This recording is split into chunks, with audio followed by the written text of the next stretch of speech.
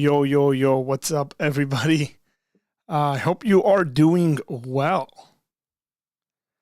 And this late afternoon, might be an afternoon for some of you guys, might not be for some others.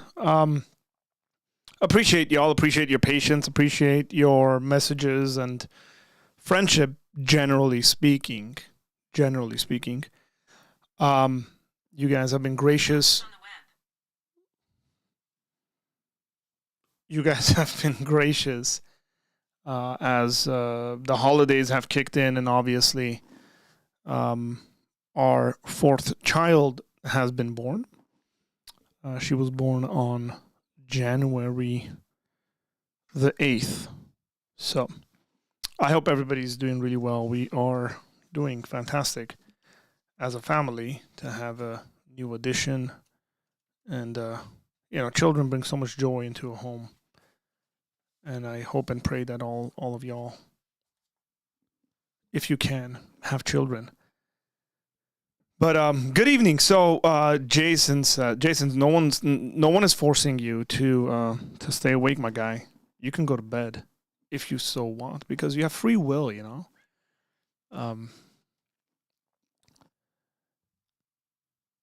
That's just the reality. But I feel you. We haven't done this for a while, and you're like, hey, I want to stick around. See what's up. Rick, how you doing? What's going on? JR, what's going on, brother? How you doing, man? I hope you are well. And he says, and here I was almost making a bet with David that we wouldn't see you until Friday. Oh, I saved you. Saved you from losing a bet. I should say that David had no inside information as to whether I was going to go on or not. I have spoken to David, but I haven't spoken to him about matters like this. I'll tell you this. You guys, I haven't walked into my office, actually sat here and done work for 2-3 weeks. And I walked in here in the morning today because I had to get certain things done. And I was like, man, it's a mess in here. It was really, really messy. So I spent the entire day essentially rearranging, cleaning, organizing, doing a bunch of stuff, plus some work. And then I was like, you know what? I should go live tonight, and we'll see what happens. So here we are. That's why we're on this. I'm still working through our schedule as to what that's going to look like. Now, if you're on Patreon, and I mean this, whether you are financially supporting the work that we are doing or you aren't, if you're on Patreon, because Patreon has an option where you can be essentially following without investing anything.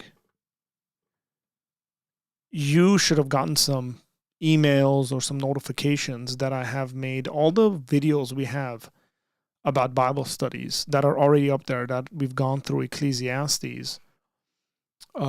Every single one of those up to Ecclesiastes, I think 5, if I'm not mistaken, they are available for everyone to go watch those Bible studies. The reason why we have done that is because we will be essentially offering those Bible studies for free. So the link will be up. Everybody will see the link. If you're on Patreon, you will see the link, and you'll be able to join us for those Bible studies. I'm probably going to throw out another poll. I want to start that as soon as possible, so preferably next week. If people think end of the week is good, we'll do it end of the week, but probably next week we'll get going. And just make sure you take advantage of that. So those are Bible studies that I'm running. I'm going through the book of Ecclesiastes, complicated book, really, really fun book. So make sure you are on Patreon. Again, that's going to be completely free for anyone who's on Patreon. You'll see the link and you'll be able to join us on that. I think I'm going to open up Discord for anybody who wants to join us on Discord. Just I got to make sure the audio is coming through properly. Okay, that's that. I think so.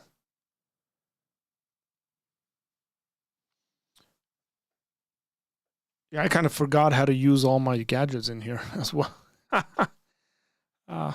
What a day.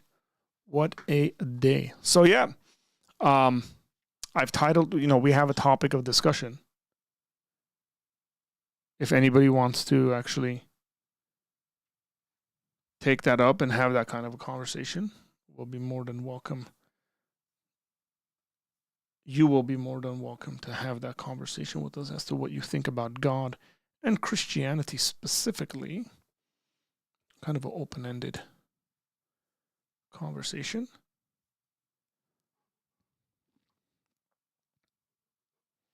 Sorry that it's so early for you, my guy.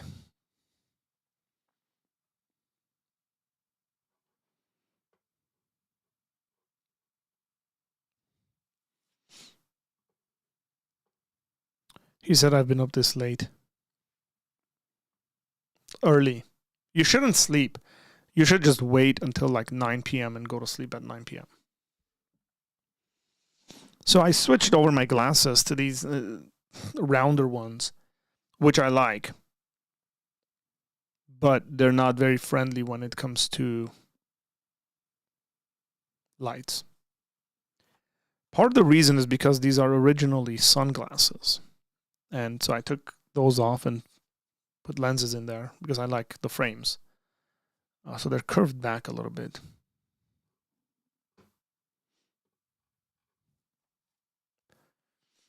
And I don't like the glares, but it's something we all have to deal with.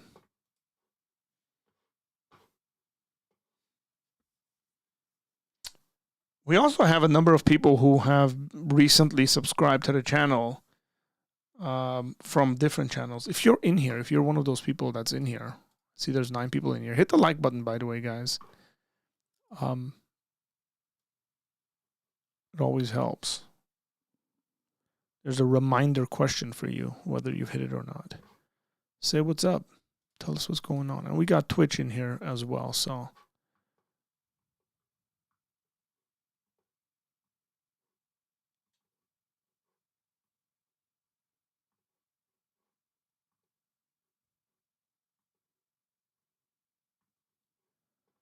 Okay.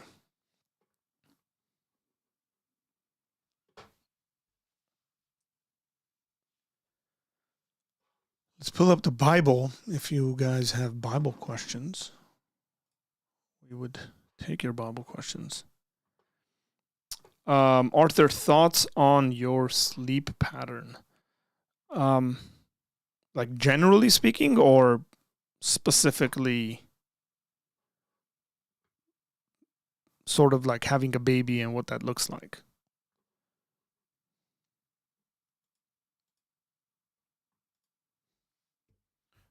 Let's see if this works.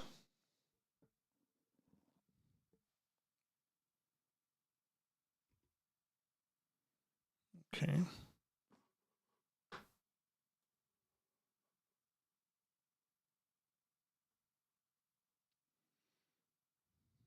It doesn't. Something's been messed with.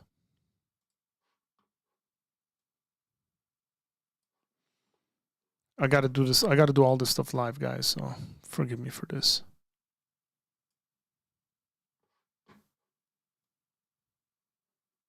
That's weird. That is weird.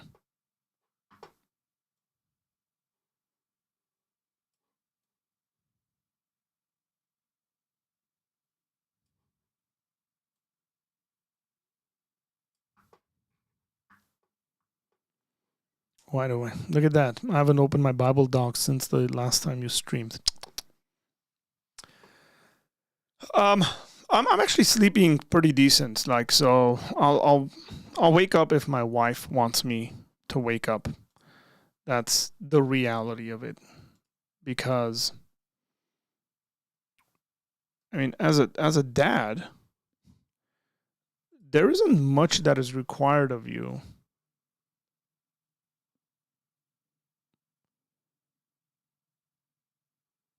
when you have a baby. Like, seriously. It's not like you can really feed the kid. Now, if you're like bottle feeding, if you are giving formula or something like that, yeah, like understandable. But we're not doing any of that stuff, so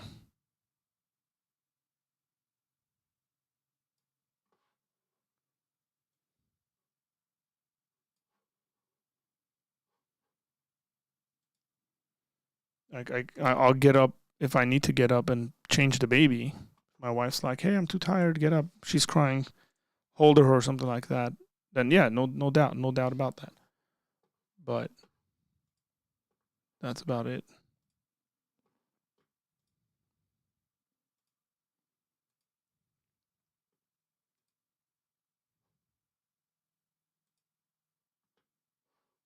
I think I might have fixed this finally. Nope. What is that?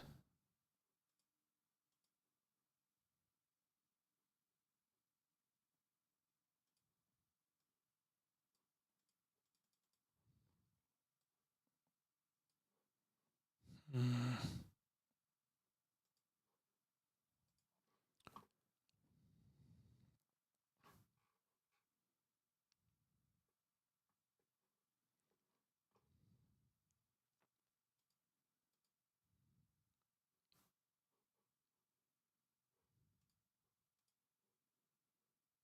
I love it when I have to do all this stuff live.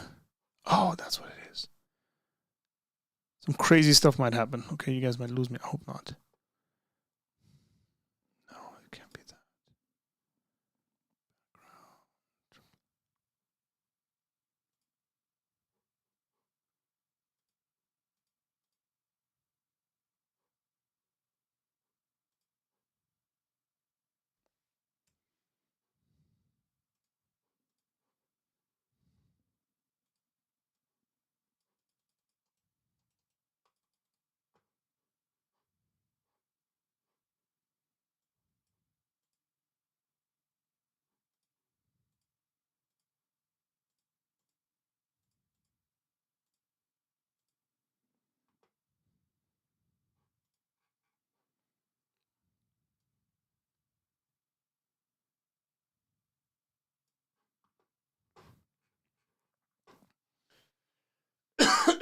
Excuse me for that.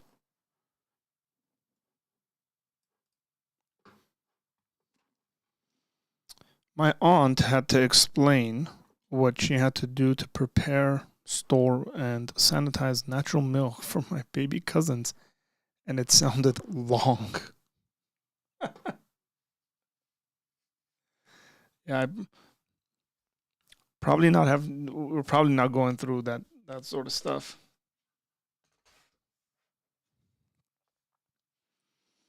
But I will say this: too many people of the younger generation are giving into like formula feeding and stuff like that, and they shouldn't.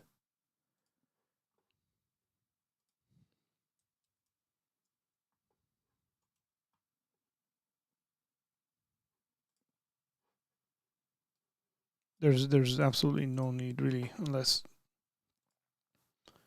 people have serious health issues or whatever like that.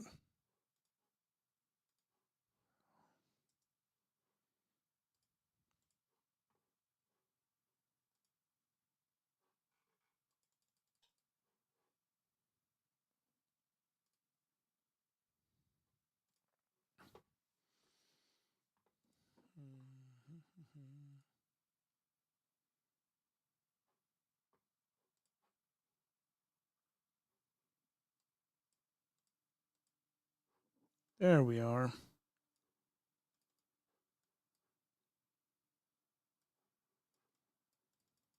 Nope, that's not it. You can hear me, but you can't see me. That's okay. Give me a couple of seconds.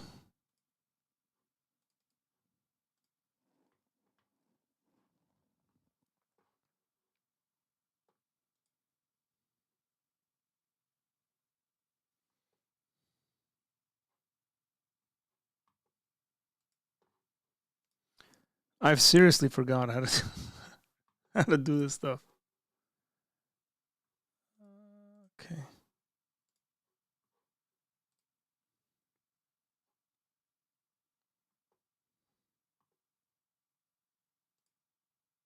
There it is.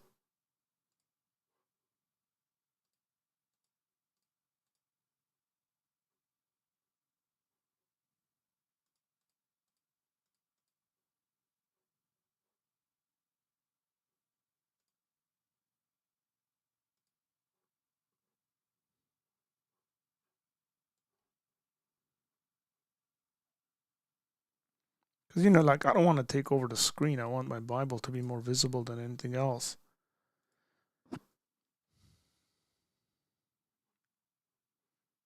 Get rid of that. Capacity. Huh. Interesting. Interesting. All sorts of funny stuff.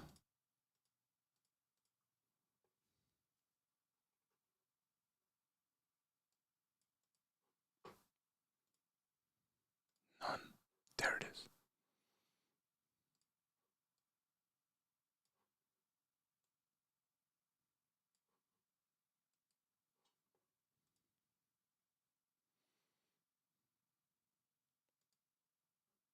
Nope. Let's see. Can we make this? We can't. Custom.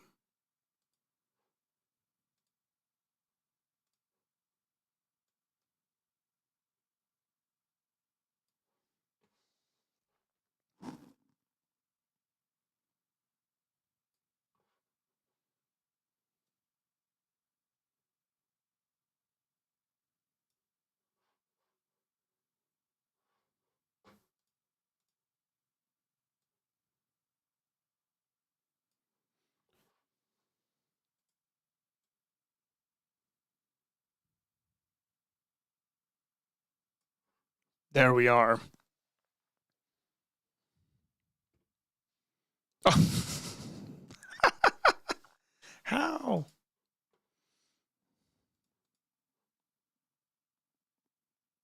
How does that?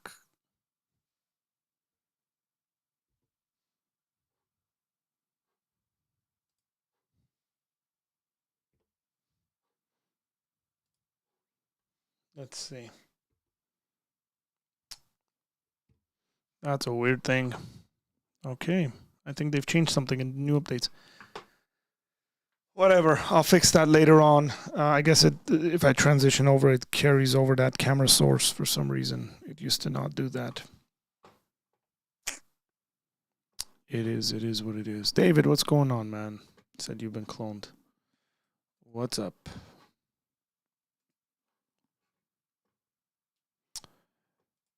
Said you're back. I am. I'm back. I told you guys I'll be back.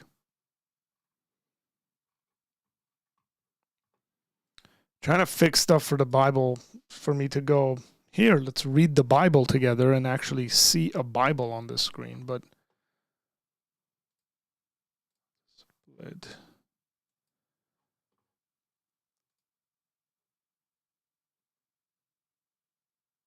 But for some reason, my camera's not coming through.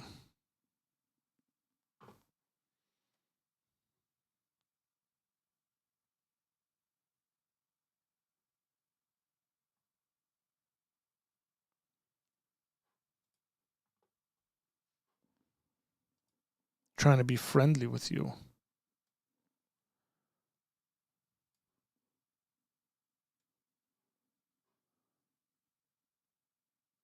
I guess for the time being, we can do this.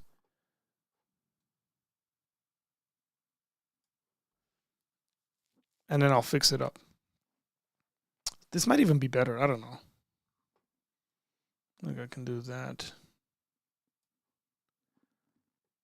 And then throw a little graphic on the bottom.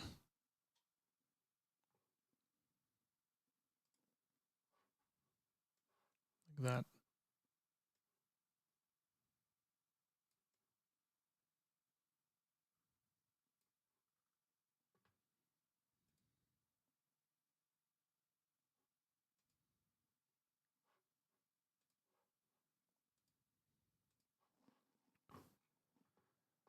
But whatever.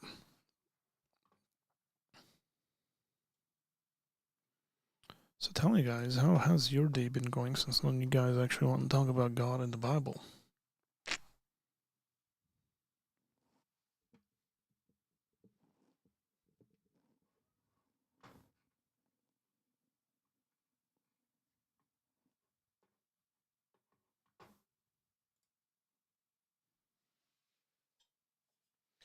What have you guys been thinking about?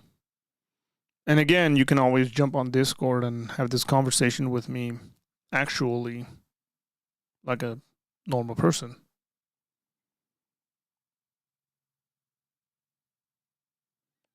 Jason said, I'm tired. Shoveling snow all day.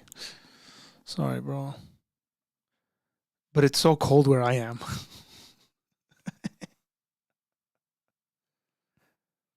I joke. I should tell you guys that on Friday, I'm going to be on Ruslan's channel. And most likely, well, not most, I won't, well, most likely I won't stream from my channel, but we'll be on with Ruslan and we'll let you guys know because I'm going down to where he is and we're going to do at least one stream together. Unless we do more than one.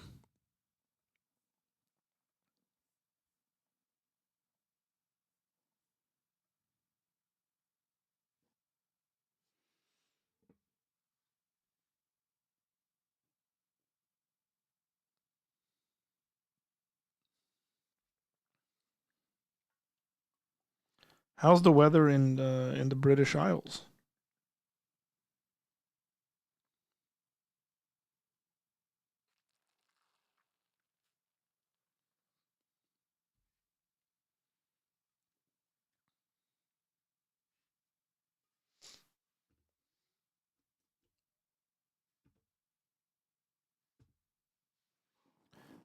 Nothing's working, man. I haven't tested anything.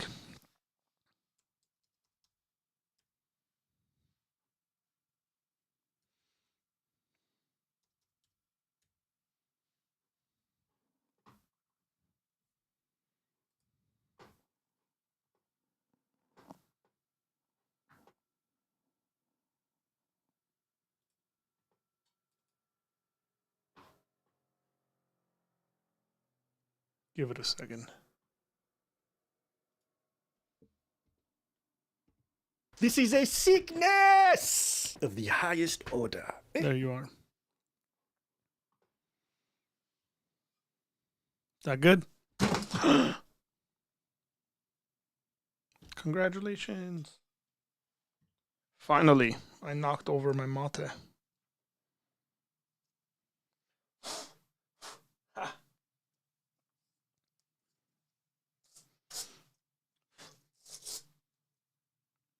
Not that bad. But all my cleanup work today.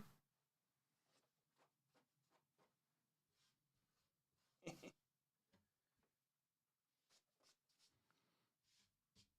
what happens when you're trying to move something to see a comment that came in. Aye. Man, I feel so green right now. Like I've never done this before. That's what happens when you get out of your routine for doing stuff. Let's see what the other David said. The last live stream was fire. And he mentioned you were going to be there. Oh.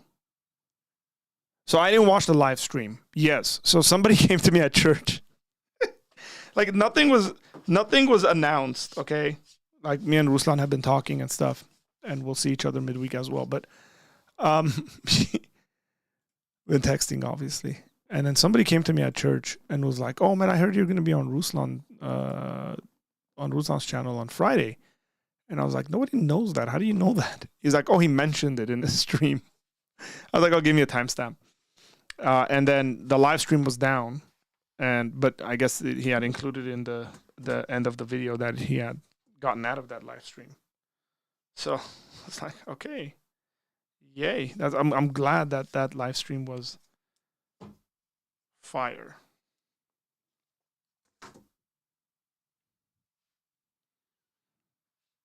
Not too much damage, by the way, with the spilling of the mate. I can still drink out of it because it gets packed so well that even knocking it over just spills like just a little bit of the top. Yeah. I guess to your question, that's you start making random stupid mistakes like that when you have a kid. I guess you knock stuff over. Your brain function isn't all there properly. Going to JR's question. How's the family adjusting to the new baby? Great, David. The kids, man. The kids love the baby. They kind of hover always. So every time like I grab the baby and, rocking her or something like that, and my other kids will come around and they're like, and at times I will catch my children sitting there and just like, because the new baby's sleeping, right? And my other kids will just like be sitting there and just staring at her for a very long time. It's like nothing's happening. The cool thing is that they always want to be involved. So if we're changing her or something like that, they want to be involved in the process. So, clothe her and stuff like that, change her. And that's always good. It's good to include your children and stuff like that. Because a lot of people, one of the things they realize is that when there's a new baby in the family, animosity sort of builds up with other kids, the other kids. And so you never want that. You never want to create an environment like that in your home where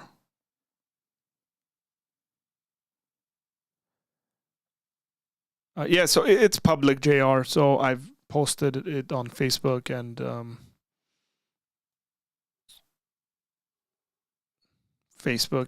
Instagram. So the baby's name is an Armenian name. It is Areni. Areni.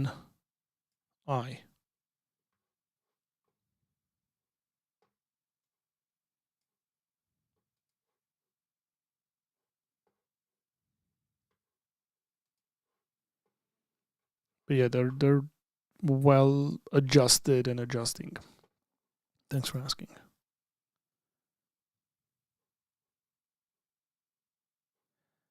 Okay, while you're there, can you ask him why he feels the need to take down his stream after they end?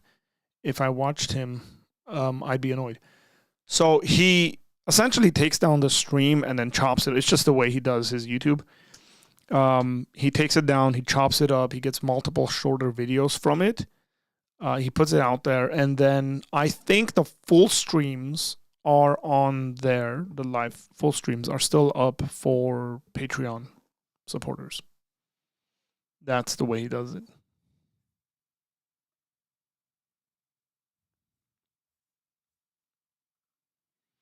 I'm pretty sure that's the answer to your question, so I don't know if I need to ask him that.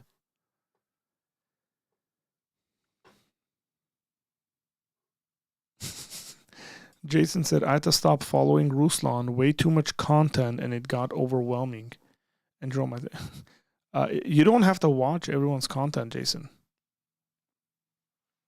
I don't. That's not good.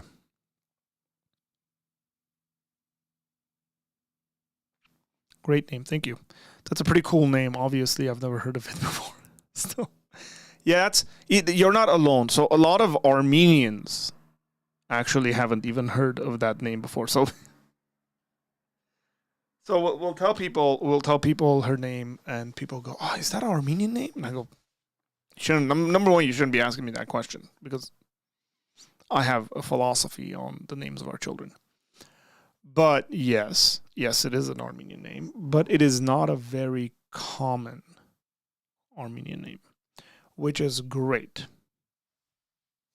I'm not in the business of having common kids. I want my kids to be super extraordinary, if that's even possible. Everybody feels like their kids are extraordinary, huh? Saw a little reel yesterday where it was like fathers, every time their sons do something remotely athletic or something like that, and the kid's like jumping up from a high place down, and then it like switches over to the dad kind of imagining, and it's like Michael Jordan and Messi, like the best athletes in the world, Mike Tyson. It's like, oh.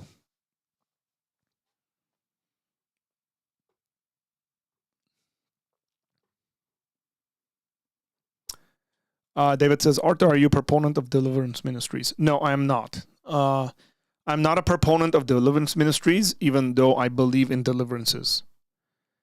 I don't like the way they do it. I don't think it's correct the way they do it. I don't think it's biblical the way they do it. And by that, I mean it's not taught in the Bible.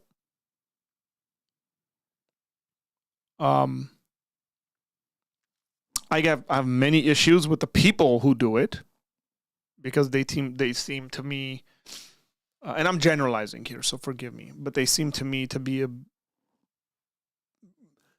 individuals that constantly make major theological blunders. And so I got issues with that. Do I believe deliverances happen? Yeah. I mean, I've seen demonic oppression. I've seen demonic manifestations. I believe in all that stuff. I mean, I speak in tongues. I like pray for the gifts. I believe in the gifts, all that. Yeah. So simply put, especially the stuff online. Here's an issue I have with deliverance ministries. Recording people getting delivered, even if they're real, and I've mentioned this before. Recording people in very vulnerable places, putting it on the internet for hundreds of thousands of people, if not millions of people to see. In very vulnerable situations in their lives. That's going to be up there. Those people don't have any control over that. Say 5 years later, that person doesn't want that stuff out there. And if they reach out to one of these ministries and they say, hey, take my video down, will it get taken down?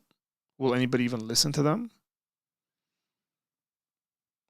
So, yeah, I don't like it. I think you want to do something like that, do it. Let it be in secret. Let it not be recorded. Don't put it out. Don't blast it out. There's no need. Let God be glorified. That's it. And so, yeah, I mean, David, I can say quite a bit of stuff on that, I guess, if as the questions come in. If you want to follow up on that, not a big fan. And again, I can make comments like I don't think it's biblical. I've directly interacted with one of the major guys who does it. Like we've gone back and forth privately. And I'll leave that conversation private, but it really had nothing to do with deliverance stuff. It was more over the sort of content the individual was posting against other Christians. And I thought it was wrong and shouldn't be out there. And he disagreed with me, and I think it was clearly wrong, biblically speaking, like theologically what he was saying was wrong, even just like common sense understanding of things, it was wrong. Just was unwilling, deleted my comments, went back and forth privately, told him that it was wrong, was sort of kind of accepting of what I was saying, but no change came from that. Another guy put up another guy that's involved in that stuff. And that guy, I think I've named him before, but he put up a video. I forget. I don't want to speak, give a name that it's not him, but I'll look it up right now.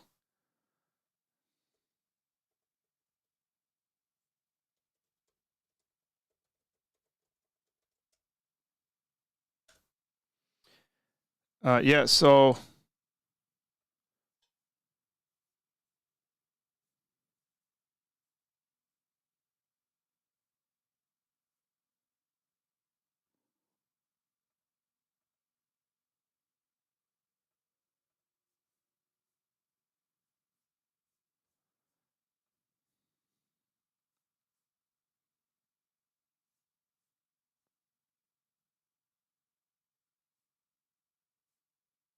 Can't find them. Whatever. So it was just the wrong information. It was saying a location. The Bible teaches a location to be somewhere. And I went on that video and it had hundreds of thousands views. And I commented under the video hey, this is just wrong. This is not where that place is.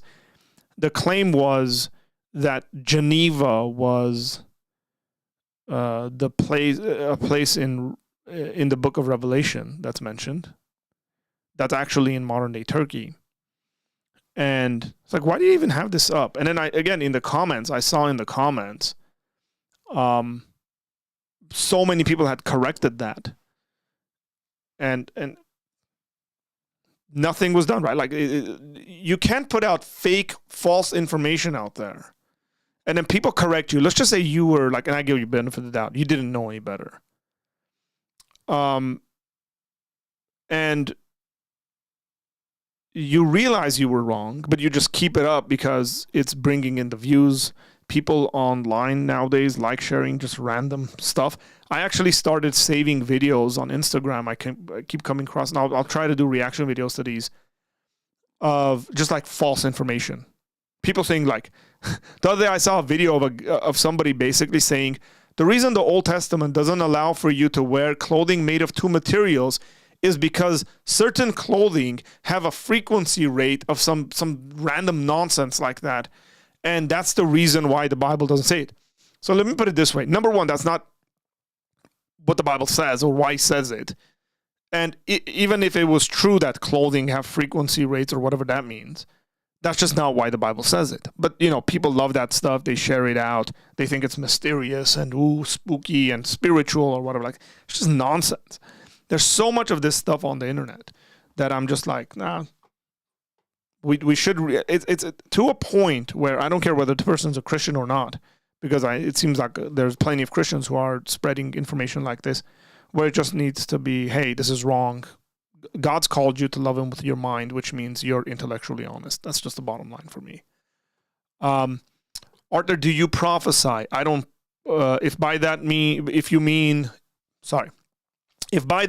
do I foretell the future? No, I do not foretell the future. I think it's possible. I think people can have the gift of prophecy. I think we see it in the Bible. And I think that continues till today. I don't claim to be somebody who prophesies. Even if I did, I wouldn't call myself a prophet. Because the office of a prophet has ended, but I think the gift of prophecy remains. And if by that you mean, do I foretell the future? No. If I foretell prophecy in that sense, because the Bible has two different kinds of prophecies, forthtelling and foretelling, then yeah, I think I prophesy in the sense of forthtelling, that, repent and believe the gospel is prophetic. If you don't repent and believe the gospel, you will go to hell is a form of prophecy. So yes, I do that, but that's not what you mean, David. So, and I think we shouldn't be, we should be very careful not to confuse things like words of wisdom and knowledge and prophecy, which I see quite a bit confused nowadays. One of the things I would say is the Remnant Radio guys, there's a YouTube channel called Remnant Radio. The Remnant Radio guys do a really good job on this stuff. And if people are really interested in getting a good kind of scholarly, well-founded understanding, people in dialogue with individuals who disagree with them, check out the Remnant Radio guys, man. They're really good. They practice the gifts and they're balanced. So yeah. And again, I wouldn't necessarily agree with every single thing they do, or even people they endorse or whatever like that. But yeah. David says, the problem is that this has become a show. Again, I don't pay attention to these people. I only pay attention to them if they come onto my radar or somebody says, hey, what do you think about this? Did you see this? And all that stuff. Then I will. But generally speaking, I'm not sitting down listening to these deliverance guys. Neither do I think every single individual has some kind of a form of demon, and that if you cough a lot, you have a coughing demon, or if you yawn, you got a yawning demon, or if you're sleepy, you got a sleepy demon. None of this stuff is in the Bible. If you got a demon, it's a demon. Can you sin?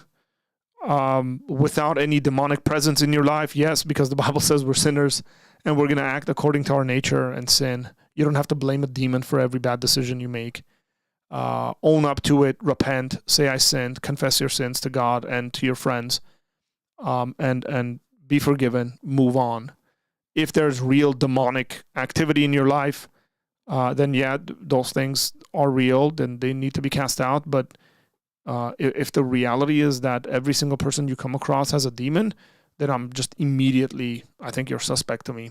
And I'm very cautious of that.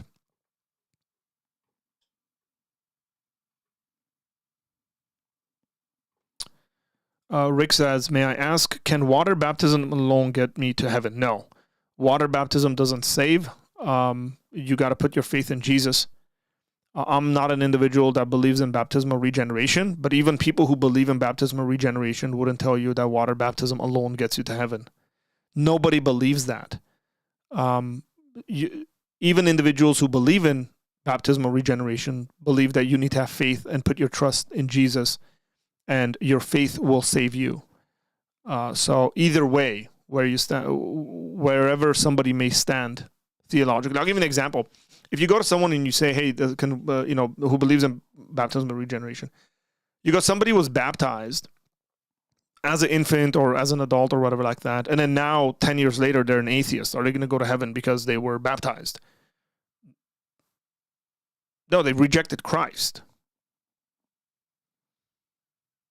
Right? So, no, putting your faith and trust in Jesus is what will save you.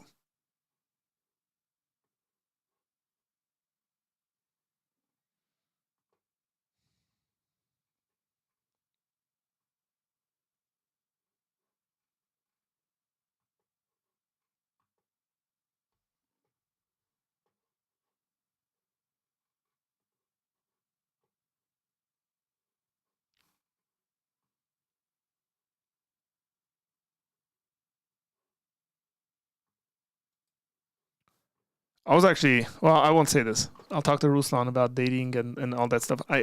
Back in the day, we thought about doing a stream where we gave relationship advice. Maybe we can do that this week. So I'll talk to him tomorrow and see if that's a doable thing on Friday. Arthur, is there a scriptural basis for the distinction between the office of a prophet and the gift of prophecy? Yeah, we don't see an office of a prophet like the Old Testament prophets in the New Testament. We, for the same reason, we don't see an office of priests. Right? We are a nation of priests, the New Testament teaches. For the same reason that the Levitical order of priesthood doesn't carry over into the New Testament, and why we don't have high priests. So I think those things are a part of Old Covenant, a part of the Old Covenant, and the prophetic office of individuals being prophets, for the same reason why there is high priests, are done away with. But the New Testament very clearly teaches that there are gifts. So when it talks about prophecy, it speaks about it in the gifting aspect. Okay, so that's just it. So there's people who are gifted as teachers in the church, people who are gifted as preachers, people who are gifted in administration and prophecy and healing and all that stuff. But I don't think those things are offices. The only offices I see in the New Testament are elders and deacons. That's it.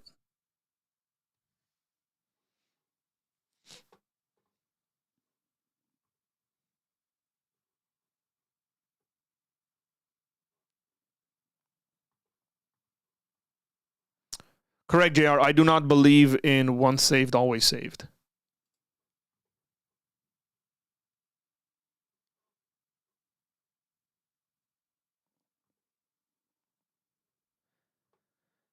No doubt, Rick.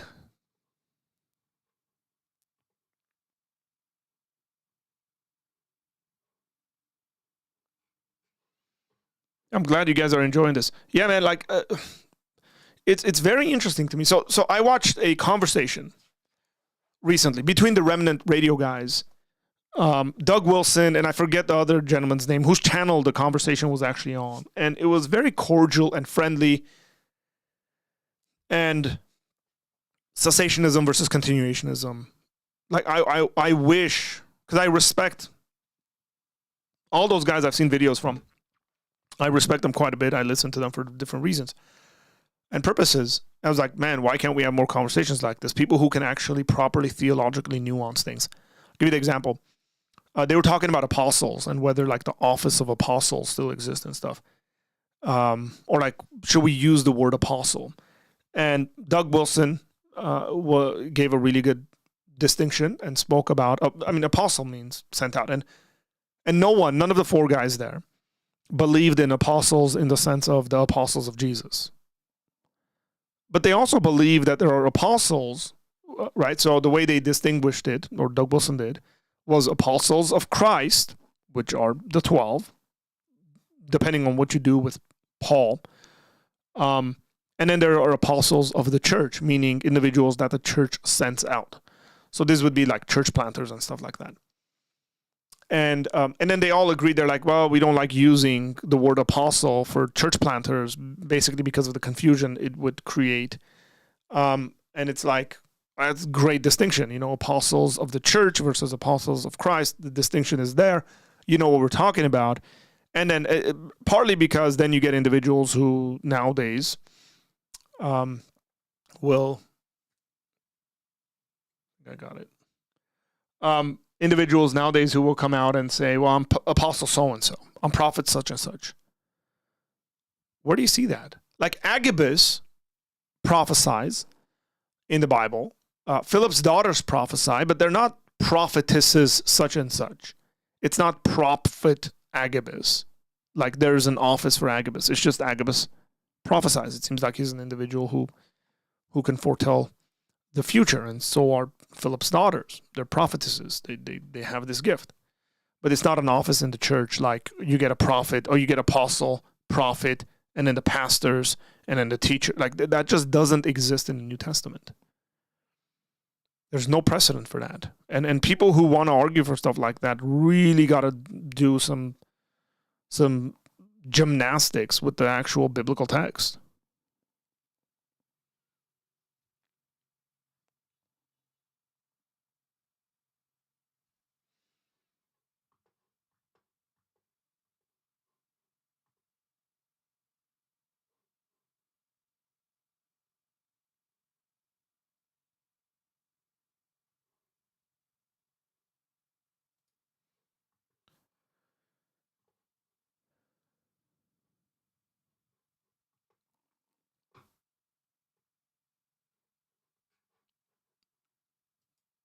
So again, I watch videos from some of these people, and it really hurts me.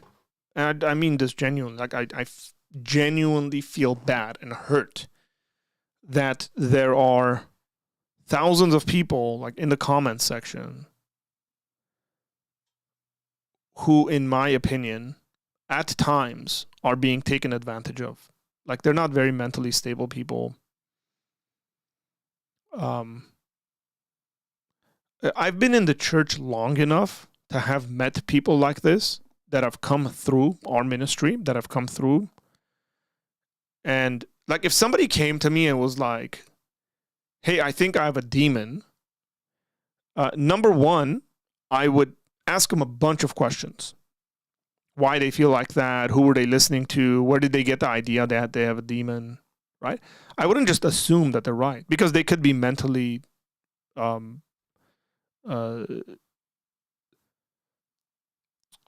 there fully, right? And so I'm going to ask a bunch of questions.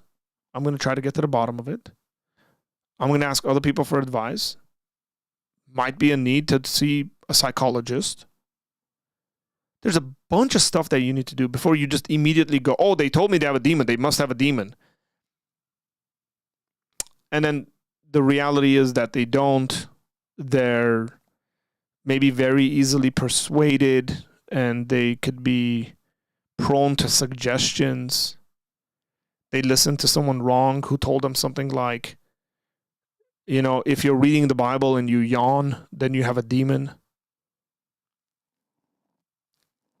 And now they think they have a demon. Like, this is a part of loving people. Loving someone, considering their mental state.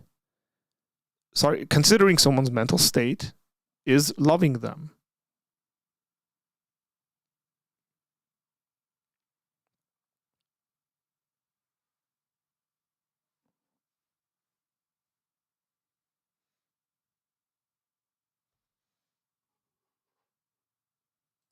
Arthur, what do you call someone who prophesies? I would call them a prophet.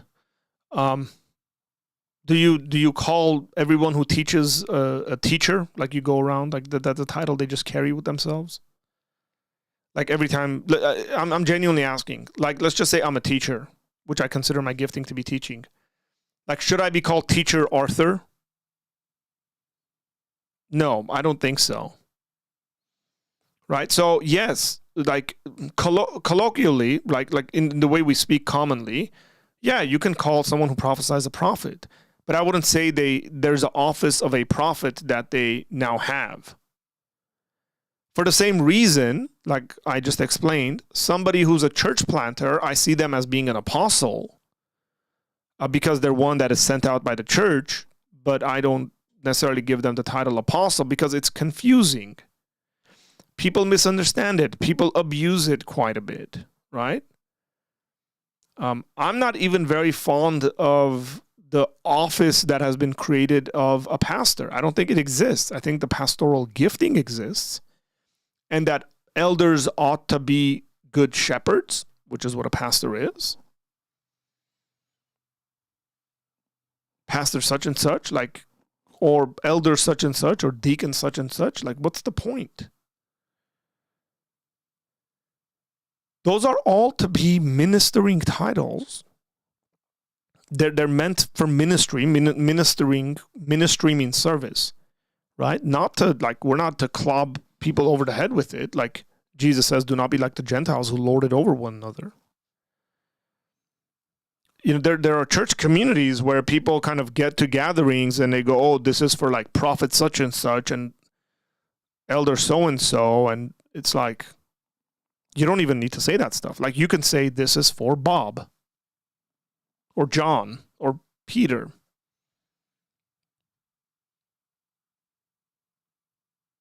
And so, again, maybe at one point, David, you and I can like it becomes like semantics to a certain extent, and we're disagreeing over like what we're comfortable with and what we're not. But when I say there's no office of prophet, I mean there's no teaching in the New Testament that says here is the order of the church: elders, deacons, prophets, apostles, so on and so forth. It just doesn't exist. It tells us quite a bit about what the qualifications of an elder is or are. It tells us quite a bit about what the qualifications of a deacon are. If being a prophet or being an apostle is something that carries on from the apostles themselves, why don't we have qualifications for those things in the churches?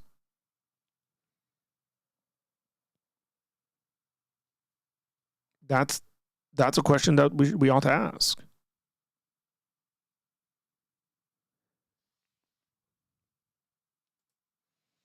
There just doesn't seem to be the distinction that you are making between Old Testament and New Testament. The entire Old Covenant has been done away with. Of course there is. The distinctions I'm making have to do with prophets in the Old Testament functioning in the court of the king, advising them on how to do things, being a spokesman on behalf of God. And if they were wrong, they ought to be put to death. So let me put it this way. Yeah, you can call in, David. I'm on Discord, so I don't know if you're on Discord or not, but you can call in.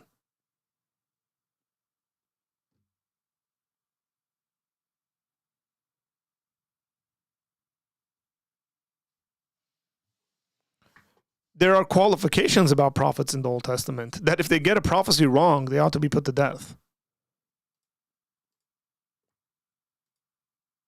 But you and I don't think that qualification carries over.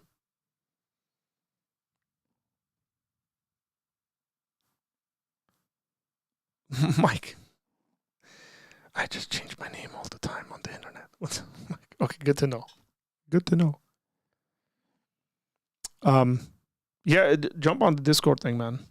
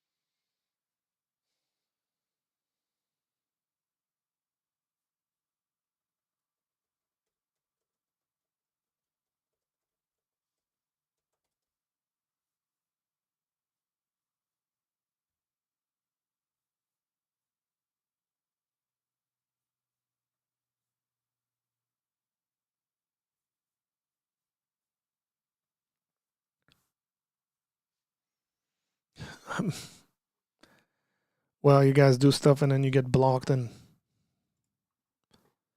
then you're blaming other. So did he block your other account?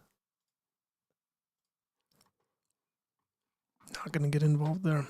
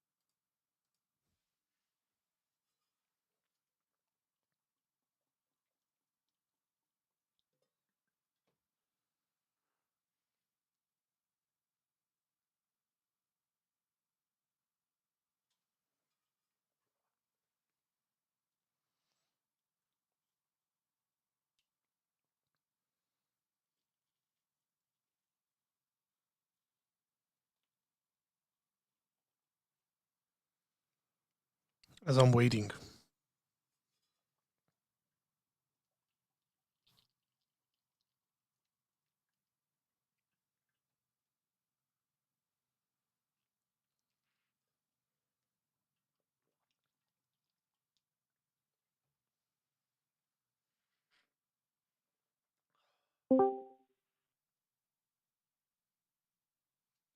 Hey, Pikachu. Hi, how's it going? It's going good. Oh, It's way too okay, early wait, for isn't you. it? Way too early for you. Yeah, it is. Yeah. Oh well. Again, I'm not out this late normally, but I might as well since I'm awake anyway. It's like 10 for you, right? It is 10:03. Yes. Yeah, it makes sense. Oh, he's already here. Never mind, it's too late. I just had I had a thought about like okay, so what I'm about to say here is kind of like you wouldn't use this as some sort of like argument to make like to doubt if Christianity is true, right? But something that I've noticed like kind of recent or why okay. Jay, you just opened the hey Jerome, you just opened the floodgates, dude. triple join. No, that's probably what. Okay. You Now jumped we're on, fine. and it just went like Oh, everyone my- everyone felt like finally. Hey, yeah. or if Everyone- you're feeling Yeah. ambush, let us know. I don't mind leaving, but I love you and here to be engaged with you. Thank you, Arthur. Here we go.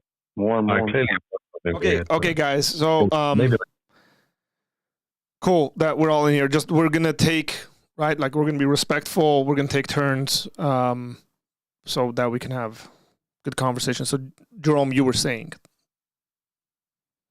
no, maybe I hold it now. So hang on, actually. what wouldn't I use as an argument for Christianity? Yeah.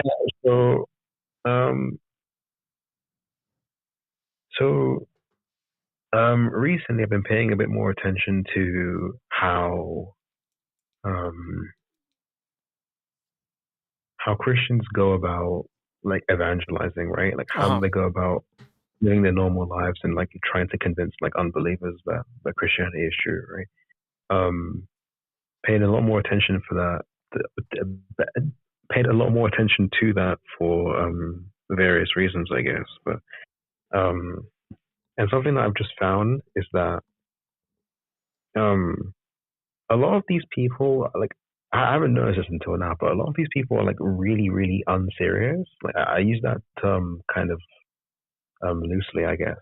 But what I mean by that is that they do a lot of really strange things that make it like really difficult to like take the more informed Christians as seriously as I think I should, basically. So you have those weird deliverance ministry people that you're talking about earlier. Yeah. Right? You have that, and then you have people who like outright engage in like really disruptive like cultish behavior where they like invite people across the world to like be involved in these small Christian communities where they like evangelize to people and they teach them like the correct things about their theology, but they do it in like really strange ways where they like engage in like standard cult behavior, right? Where they just where they like take people's information away, they take the internet away from them and stuff like that. Yeah, that's dangerous. Those sorts of people. You have like deliverance ministry people, and then you just have people who are like incredibly careless about what they say to like unbelievers in general, and they say like these like poor like apologetic things, like the really, really bad ones, like over and over again, and then like they self-report that I just haven't paid attention to what like an informed non-believer has to say, right?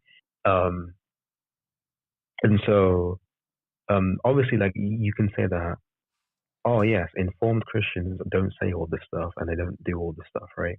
And I can say that, yeah, that's fine, right? And like I think you're just like a living example of what an informed Christian has to say about most things. But to a lot of people who are like trying to consider this seriously, you see all these other people who behave in like really odd ways and like careless, unserious ways, and then we have to put like conscious effort into ignoring all of these people, right? Who do the like blatantly incorrect things. And I find it like really annoying that I have to do that because again, like I'm trying to like take people seriously where they're at. And then you have all these like really strange people like doing obviously incorrect things where they just haven't taken the time to read the Bible or see what like an informed unbeliever has to say, or even like see what like an informed believer of their own religion has to say. So and in a bit like tiring now where I just have a lot of like weird thoughts about these people and I have to spend so much time ignoring them. So here's what I would say. I don't necessarily think this is a Christian issue. I don't even think it's a theological issue per se. I actually think this is a sociological issue. And here it is. Okay, I'm pretty confident about this. I think that everybody has a platform to speak now. And that's part of the problem. And and we also have the platforms to hear them speak, even if we don't want to hear them speak. Right? So if the way algorithms just generally work is we're going to get pushed information that is sort of kind of like the other stuff we listen to and stuff that people that we are connected with are listening to. And so it gets kind of pushed on us, and it gets overwhelming. Frankly, it gets really overwhelming because when I'm trying to pay attention to kind of what's going on, I have to sift through so much nonsense coming out of the Christian community. Where in the past, you still had individuals like this. And whether it's Christian, Muslim, atheist, it doesn't matter. It's all the same. But they didn't have the loudspeakers, let's put it that way, right? Like they didn't have the loudspeakers where everybody would be able to hear them, or even if it's not everybody, that they had access to just people listening to them. I've given the example of this one guy that has a YouTube channel that's like grown over the last year that I've seen, who all he does is essentially quote from the book of Enoch and talk about how like this secret knowledge sort of stuff. And it's all Gnosticism, essentially. But he presents it like, oh, Christians have been hiding this stuff from you. Like, as if no theologian knew about the book of Enoch till this, 20-year-old figured it out. And again, I think the same sort of arguments I see from, like, there's atheists who say, like, the randomest stuff. There's Muslims who say the randomest stuff. Like, when I say random, I mean, like, it doesn't even coincide with serious thinkers of those worldviews. Like, I remember when I was doing street ministry back in the day, I remember talking to this young guy who claimed to be an atheist, and he was, like, very lousy at being an atheist. And, like, I was like, okay, bro, like, give me the best argument you have for atheism. And I don't know what he said, but it was really bad, whatever he said. Like, I was just like, really? Like, if that's the best you can do? Like, And then so I told him, hey, hang on. Let me present to you an argument for atheism that's a lot better than what you just told me. So I presented to him a form of the problem of evil.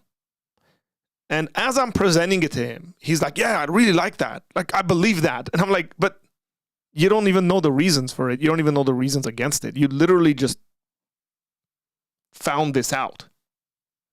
It's 2-second-old information for you. Now, here's the issue. When I say sociological, nowadays, that's not that long ago, right? Like, so the story I'm telling you is from like 2006, 7. Nowadays, when that individual or that kind of an individual gets presented with information that's new to him, that he seems like world groundbreaking for him, he's got the ability to stitch that. He's got the ability to share that. He's got the ability to retweet that, X, Y, and Z. And so, and be able to gather followers and all that stuff, right? So that's why I think it's a sociological issue. Cults have always been around. They always will be around. Cultish behavior. There's a really, really good book called The Kingdom of the Cults. Other than the fact that it's got information about different cults, one of my favorite chapters in that book is in the beginning, where it's called The Psychology of Cults. And it deals with the sort of psychological maneuverings that cults do and individuals that are attracted to cults do. And I remember reading that, and then the thing that came to my mind almost immediately was there's a lot of people in the church that have this kind of a mindset. So they're not in cults, but they treat their churches or their in-groups cultish, like they get attached to their pastors, let's just say, the way individuals get attached to cults. And I think that's bad. I think that's dangerous. I think they should come out of it. But again, I think that's just the reality. It can get overwhelming. It does get overwhelming. For me, it does, because generally I care about people, and I don't want to see that. But yeah, I think you're right on. How can we deal with that and fix it and all that stuff? I don't know. I mean, I don't necessarily walk around thinking it's my job to fix that. If I can speak into situations, if I can comment on stuff, then I do. But I don't. I try not to take on the world's problems on my shoulders because I don't think it's mine to carry. So whatever I have influence over, that's what I comment on and kind of deal with. I hop on that as well. Just go for it. That thought. Yeah, for me too. I know like all the sociological issues for sure, but I think primarily we can boil it down to an issue where their eyes are at. Primarily, if their eyes are on Christ and their dependence is on the Spirit that's in them, right? Then they wouldn't form these unhealthy. If their relationship with God was healthy, all of the other relationships would fall into place. Can you think? So let me push back a little bit. Yeah. Okay, if I may. Go for it. This is gonna sound so crude. Forgive me for saying it this way, but I think it's the best way I can communicate it. Can somebody be a Christian and just be really stupid?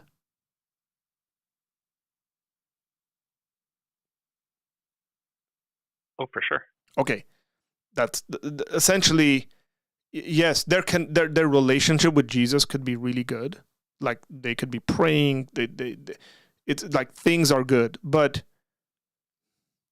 when I say stupid, there, by the way, that's not. I'm not saying it in like intellectually subpar. That's what I mean.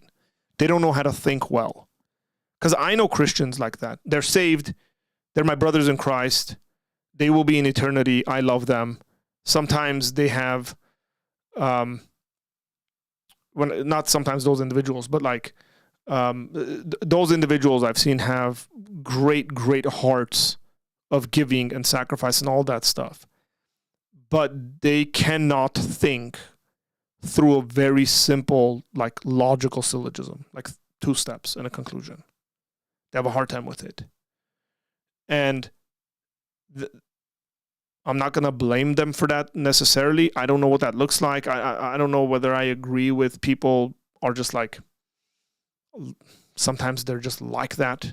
I don't know. Like their IQ's not high. I don't know. Right? That's. But the reality is that I think we can have Christians like that who are saved, who have good relationships with Christ, but they're prone to those kinds of behaviors and thinking patterns and belief systems, right? Like, so they don't approach things cautiously or skeptically. They just kind of believe everything that gets said. Sorry, but Nick online said, yes, as a stupid person myself, yes, 100%. Thanks, Nick. But I mean, that's immediately what comes to my mind, because I think you can have a very good relationship and a healthy relationship with Jesus, but it'd be a simple one, and even at times be simplistic. So somebody could be born and raised in a village, illiterate, they don't know how to read and write, and pray and love Jesus and pursue after Jesus for as much as they know about him and can follow him. But that wouldn't be an individual that I would obviously listen to and give credence to their thinking on really serious theological issues. Even though at times they can have very good insight on certain issues, right? But like, I wouldn't build a theology on them. I wouldn't make them an elder in my church, because even very clearly the Bible tells us that individuals who are to be elders in the church ought to have the ability to teach, right? They ought to understand doctrine and teach doctrine. And so that's sort of the angle I would come at it with that. Now, for my purposes anyway, the answer you just gave is like really uninformative, right? Because I'm not talking about, like, even with your qualification at the end, where you're talking about,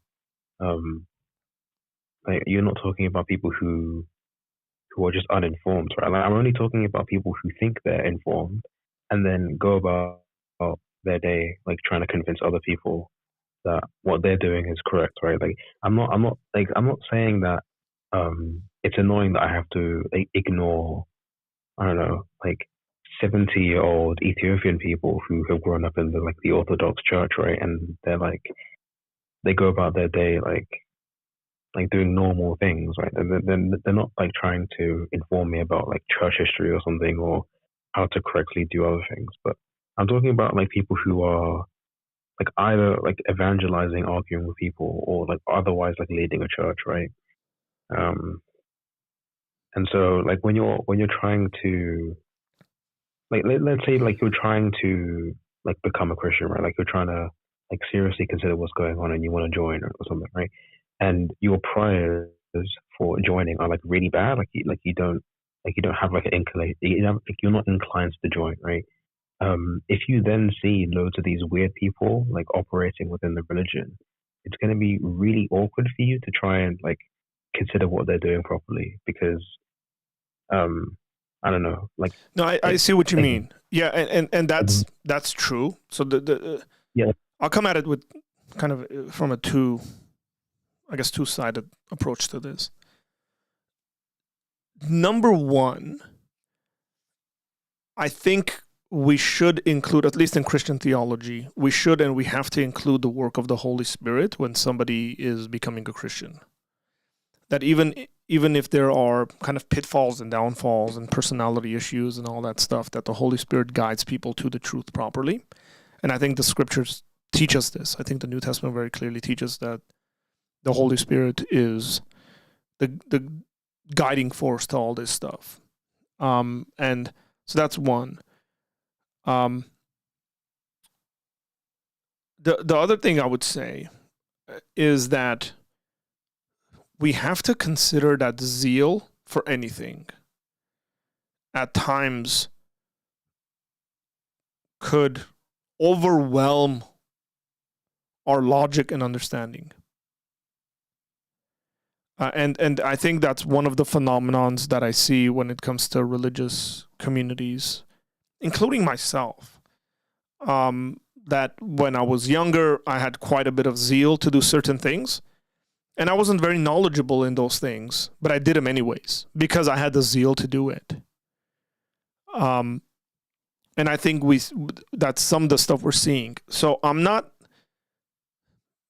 almost always my blame immediately goes to the people leading individuals rather than the individuals themselves, because I suppose that if you're going to lead, then you have a place of responsibility that ought to be taken seriously.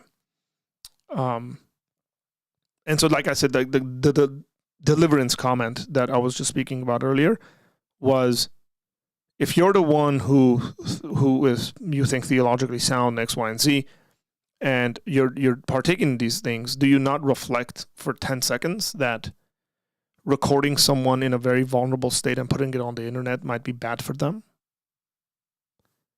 That seems so commonsensical to me. And that seems not only logical and commonsensical, but that also seems like the loving and caring thing to do for individuals. So why are we not doing it? Well, I don't know the motivation for those people, and I don't want to guess what the motivation is, because almost always it'll be negative. But they should think about it. Why aren't they? Maybe they have so much zeal for what they think they're called to in life. I don't know. But I know for sure zeal and passion, enthusiasm can mislead us and make us do things that aren't necessarily correct. Would you be willing to give an example of someone like that maybe you see on YouTube or something like that?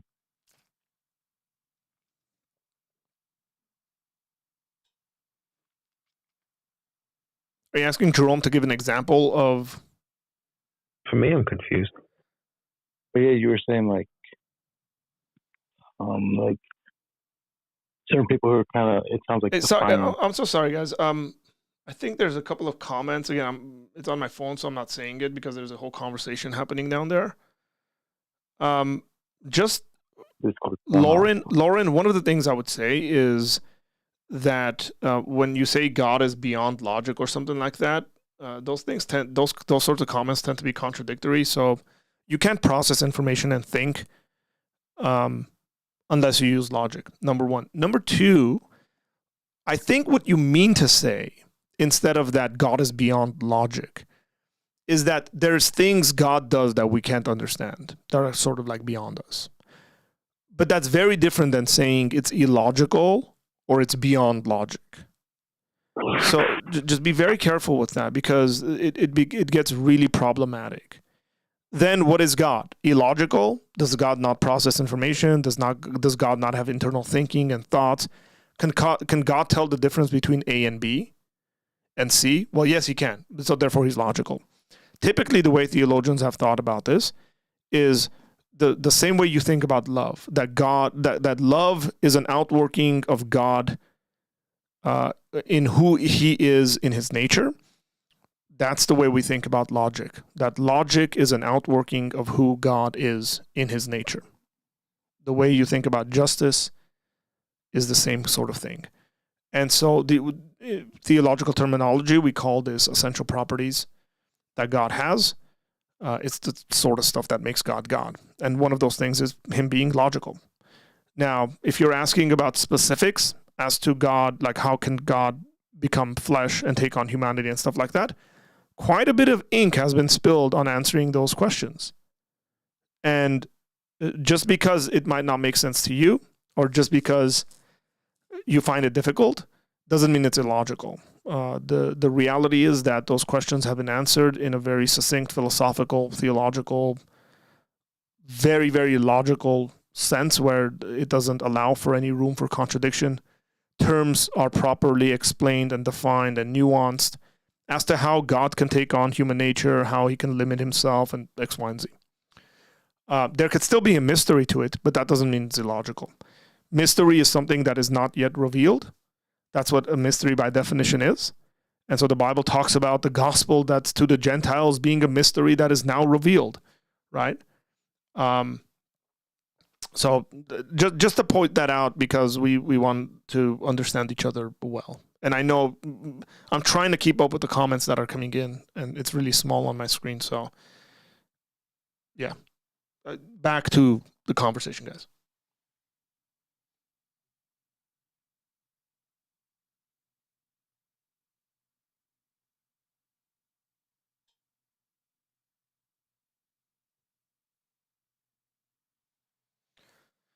So, Jerome, what do you think about the idea that I said about zeal? Like, people are zealous, but not very wise or well informed, or something like that. I think that probably just like encapsulates everything that I've just said, really. At least I think so. That's like one of the more simple ways to put it, like explain what I'm thinking anyway, to where people just are incredibly brave about what they have to say, and they're not informed enough, I guess. You're so generous with that, with the way you use that word. Generous with what? With that, people are so brave. Oh, well, yeah. I don't know what else to say. Like confident, or I don't know. Yeah, but it's very interesting that there's a Bible verse. It says that my people perish for lack of understanding. Well, and I love that, because it's not head knowledge, it's heart knowledge. Because he was talking about the Pharisees, and they knew a whole lot about God. Yeah. Right. And there's also God's providence in this, right, in blinding the hearts of men and hardening the hearts of men. And we also see, like, some of the stuff I think we are seeing in these times, where it talks about in Timothy. It says, now the Holy Spirit tells us clearly that in these times some will turn away from the truth faith. They'll follow deceptive spirits and teachings that come from demons. And there are also certain people where we see, especially as we draw near, the love of some will go cold, the lust of the eyes of the flesh, and stuff like that. And part of it is also God's judgment, giving these people over to a debased mind. So it's not always a matter of arguing them into the kingdom using logic at times. Sometimes, we know that it's a deeper seated issue. Yeah, but I think the conversation is not rebellious hearts, right? Yeah, I don't think the conversation is necessarily about unbelievers per se in that context. I think what Jerome was talking about was Christian individuals trying to evangelize and doing it in like the worst way possible. Like saying incorrect information. Out of their zeal and ignorance, yeah. Yeah, so that's only okay. So I'll give you one that irks me right? Whenever I heard Christians say, "Oh man, like we Christians can't believe in evolution because we don't come from monkeys," right? Like, so nobody believes that. No one believes that we come from monkeys. That is not what the theory of evolution teaches. And we shouldn't say that. Like, as Christians, we should have the intellectual integrity, the intellectual honesty to not say factually incorrect things, at least that we're aware of. So let's just say I was ignorant of the matter. I just didn't understand the theory of evolution or something like that. And frankly, I can't say that I understand it fully, okay? We're going to have a geneticist on our channel that's going to explain it to us this upcoming year. But let's just say I said it, and then somebody corrected me, said, "Arthur, brother, I heard you say this. Just want to let you know that nobody believes that. People who believe in evolution, theists and atheists, do not believe that we come from monkeys." And then I just kind of ignored them and then just keep repeating the same thing. Like, then I'm lying. I'm intellectually dishonest. And I think that's what Jerome's going after. It's kind of like individuals that continue to do that, but are Christians. And they're problematic for individuals who are trying to seriously consider Christianity. And frankly speaking, I think we need a lot more Christians that stand up to their fellow brothers and sisters and say, "Stop doing that, please." Because I think that's by definition being unloving towards individuals who aren't Christians. And that's Arthur's personal comment. Okay. So I've thought about, so this isn't like a new thought, right? Like me complaining about all this stuff isn't like new, right? Like you probably thought about this enough times, but I've never like cared about it before now, because obviously like 3 or 4 years ago, I just look at these people and be like, well, that just doesn't really concern me. It's like, okay, these are just strange people that belong to a different group, and I treat them like a different group or whatever.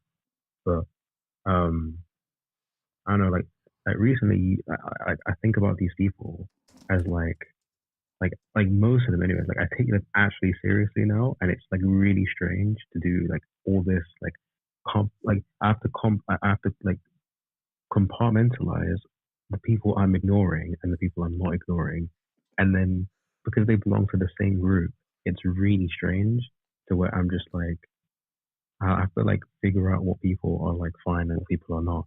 And it changes, like obviously you can look at these like really bad people who say things that you just said right here, where you said like the really obviously bad like apologetic stuff, right?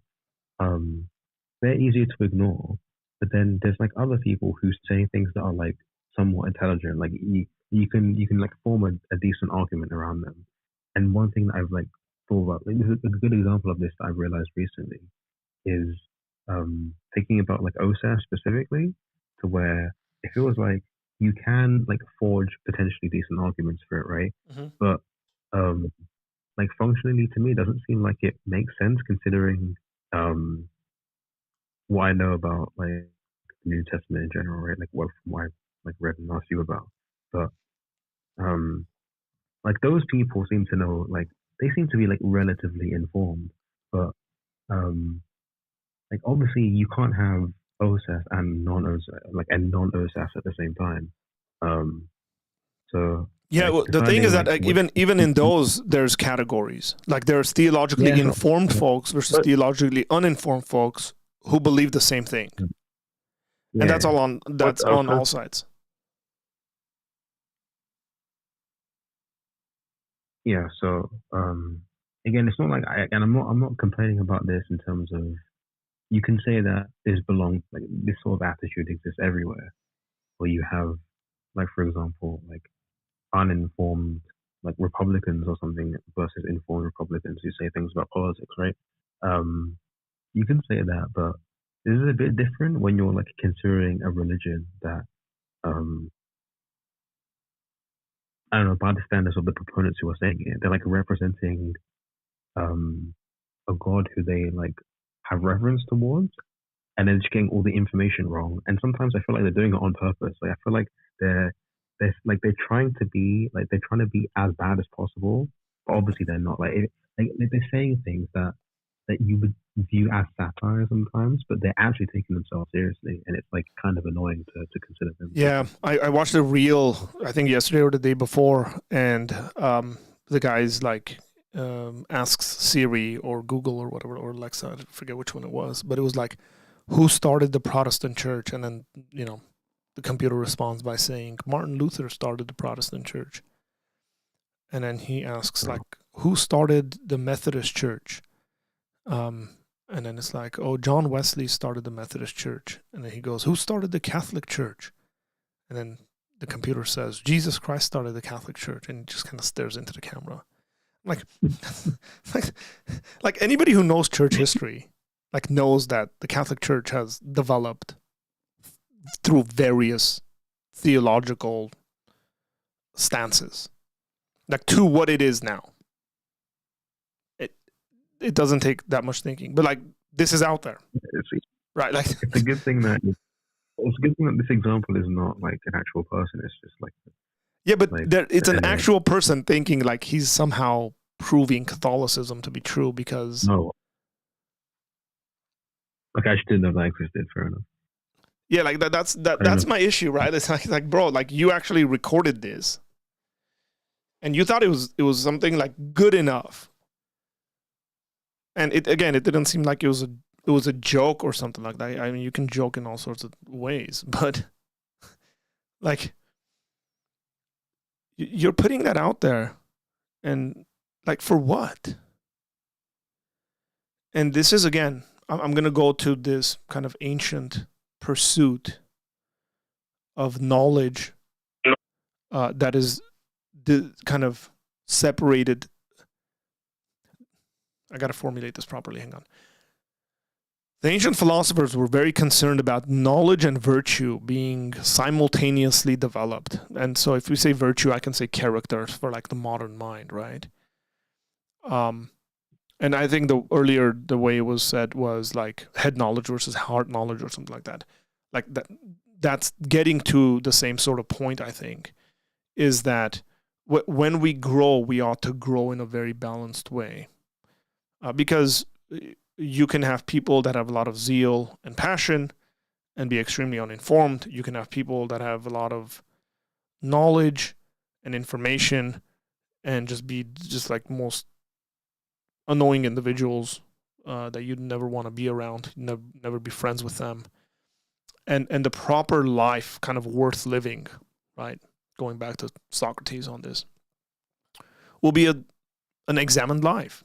Be a self-examined life. It would be, and I think this coincides with Christianity quite a bit because Christianity not only teaches us to love God with all of our mind, but it teaches us to love God with all of our hearts and strengths, with all of our soul, our entire being. Everything about us ought to be developing and growing together. Now, it doesn't mean that Christians will always do this well, but it does mean that Christianity calls you to this.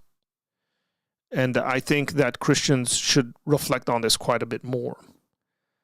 So if somebody's study habits are really good, just to use a personal example, if my study habits are really good and I'm growing in those areas, but parts of my life are struggling, say like devotional reading of the Bible and prayer, then I should reflect on that and cut down some of my study time and focus it on prayer and devotional and X, Y, and Z. If the opposite of that is true, right? I study and read the Bible quite a bit, but I actually don't pursue knowledge, generally speaking. And being virtuous in the combination of that knowledge, then I should cut down on that other stuff a little bit and focus on that because that is a part of loving God. We can be, I think, so heavenly minded that we're of no earthly good. And I think quite a bit of Christians are. They don't care and love individuals around them and the earth and this world that God loves so much. A lot of Christians act like God hates this world. When I read the Bible, it says that God loves this world. And we are called to reflect that. We are called to love the world. We are, right? Like we are, I'm not using the word world there the way Christians generally use it, like in the sense of carnal, like worldly. I just mean the actual world. We are to love it. We are to love God's creation. We are to love the people that God has created and so allowed to exist, and be passionate about that and grow in that. And that means growing as an individual in various ways. That's what spiritual growth looks like actual, real spiritual growth looks like. And Christians have talked about this and written about this and practiced this for centuries. We tend to kind of disconnect ourselves from that stuff, and that's problematic, I think. And we do harm. That's, again, so, yeah, I don't know whether it will change. I'm not sure. The reality is that also, like, not every Christian in the world is like we're generally talking about the West. We're talking about like Europe and America. Like, I frankly have no idea as to what Christianity looks like in China right now. I have maybe like less than 1% knowledge on the subject. And it could be very, very different there.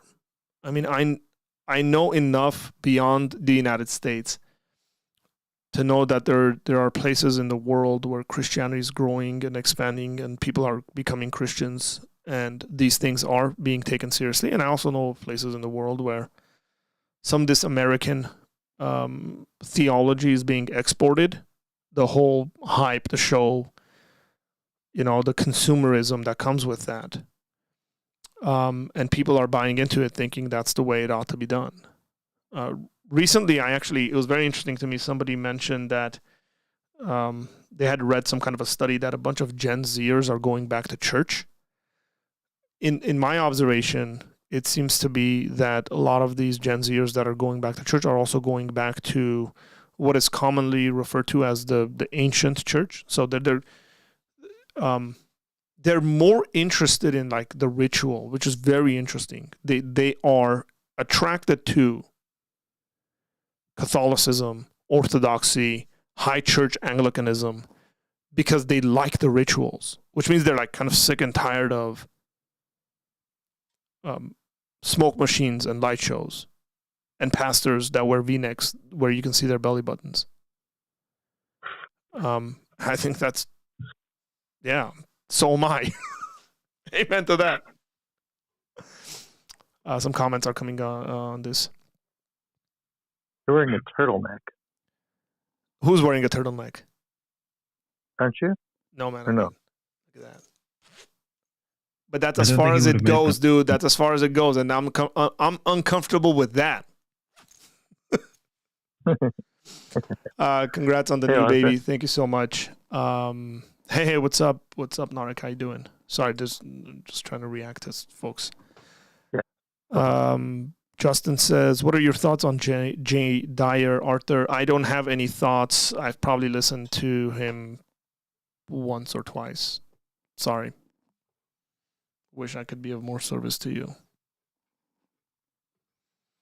Someone said Arthur. Me. Okay, Jason. Jason. Yeah, what's up, Jason?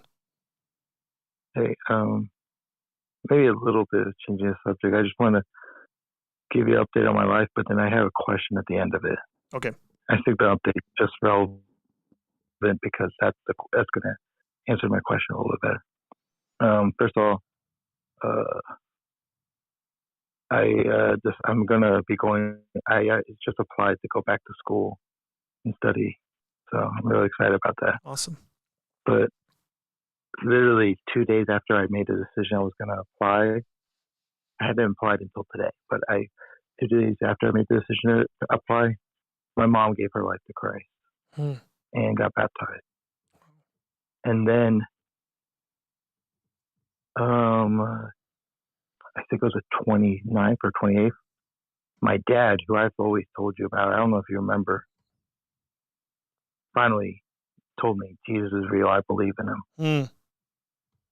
And then he fell, and he's in the hospital currently. He's been in the hospital since New Year's Eve, basically. And he's been battling dementia a lot. And this is where my question comes in, I guess, now. Is, I think maybe like the fourth day he was in the hospital, he started going back on, like, you know, praising Jesus. Like, but when he wasn't initially in the hospital, even after the fall, he was praising Jesus. And, you know, then he had a little personality change, which I guess going back even like 2 weeks before he fell, he had like these kind of personality changes where he would like go suicidal or like become a completely different person. And then I guess like 4 days after he fell, he was then blaspheming the name of Jesus and going against and like saying, I don't believe in him. I don't know what you guys are talking about. But then now recently, last Friday, he's again now praising Jesus again and now trusting in him. And there's like a spiritual battle going on there. And I guess like for me, it's like it's a lot to take in. I've been able to pray with him when he is happy with Jesus, and then we can like read the Bible together, and that's been a blessing for me. And it's been like the best father bonding moments I've ever had in my life with my father. But then there's like those moments where he's like so frustrated and he's like, forget this. And I guess I'm just I'm just struggling with like, maybe he doesn't fully understand repentance or. Well, look, or I'm not sure. So, yeah, go ahead.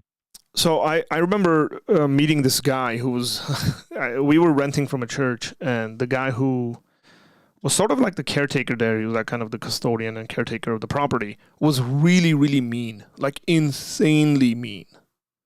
Okay. And it was always weird. It was like, how can you be a Christian? I was a fairly new Christian. I was like, how can you be a Christian and be this mean? It just makes no sense to me. So fast forward a couple of years from there, I found out in speaking with one of the ladies at the church that a number of years before that, this gentleman had fallen and hit his head, and fallen from a very high place. And his personality had changed because because of that accident, he had become mean. Right. Like it had done something to his brain. Okay. Where he just become a mean individual. Now I use that story to say that there are things that are of such a biological nature where maybe we won't have control over them. Now you're mentioning dementia. I've known a number of people, older people who've had dementia, completely forgot their family members. They don't recognize their own sons and daughters. Yeah, I mean, this is a theological kind of philosophical subject we've thrown around in conversations with friends and stuff like that. Like, hey, if somebody like believes in Jesus and then falls down and has an accident and goes into a coma, comes out of the coma, doesn't remember anything about their life, and then now is an atheist, like, is that person not saved anymore? Well, frankly, I will answer this question in this way. Is God loving? Does God understand the situations in which we go through, where maybe things happen to us beyond our control? Maybe even at times we say and do things that are beyond our control, and whether we ought to be held responsible for those things. Now, I don't think those things are like, there are a lot of those things, but I think there's definitely situations in which,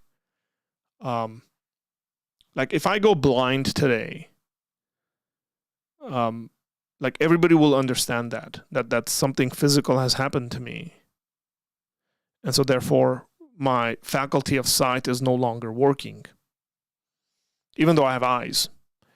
In my view of what a human person is, which is what we would refer to as a substance dualist view,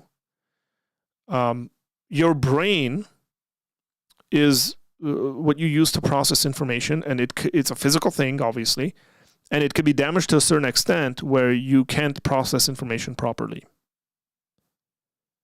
Yeah, it's damaged. Yeah. Right, it is damaged, and sometimes that could be fixed, sometimes it can't be fixed. And so I put those sorts of things into categories. Here's what I would say, like pastorally, here's the advice I would give you. whenever your dad is in those places where you can actually sit with him and read the Bible and pray and have those conversations, do it. Enjoy those moments with him. Take advantage of those moments. Don't let him go. Don't overreact to the moments where he's not doing any of that stuff or he's doing opposite things to that. Again, like, I have known people, like grandparents of friends, very close friends, who've like cussed me out because they had dementia. They couldn't recognize me. Have accused people of stealing who they knew, a year or two ago. That's because of the dementia. Like, have said things that they would have never said if they were properly functioning. That seems to be a thing that happens with dementia. So I would again say whenever he is in a correct state and you can have those rational, reasonable conversations with him, have it, pray with him, love him. God is a lot more gracious than we think he is, or we can imagine. I think that's biblical. God will be fair. God will be just. God will be loving and gracious in all situations like this. So similar to what my pastor was saying too. I do feel that, especially him having dementia and coming to terms with like how he had come to Christ, kind of humbled him a lot, and he was able to finally be receptive to the gospel. And it took a while. I've been working over a long time. The day, Thursday, when he said to me, I remember it as clear as day. He said, "Jesus is real." Looked me in the eyes and said, "I believe."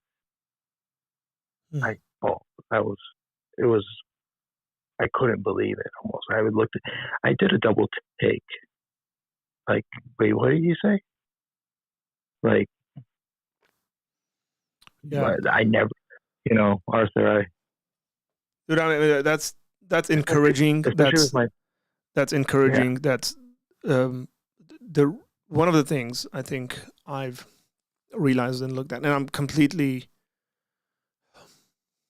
upfront about this, is that life is the sort of thing where there's absolutely nothing wrong with people coming to Christ whenever they have really dire and kind of crazy situations that they get confronted by, and kind of that mortality kicks in.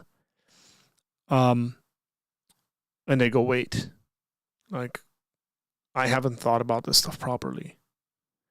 And even if that's coupled with like fear and stuff like that, I think that's normal and natural and actually good. Like, it's the unwise person who would look at dangerous situations, or unwise and rash person who would look at dangerous situations and actually say, no, this is not dangerous.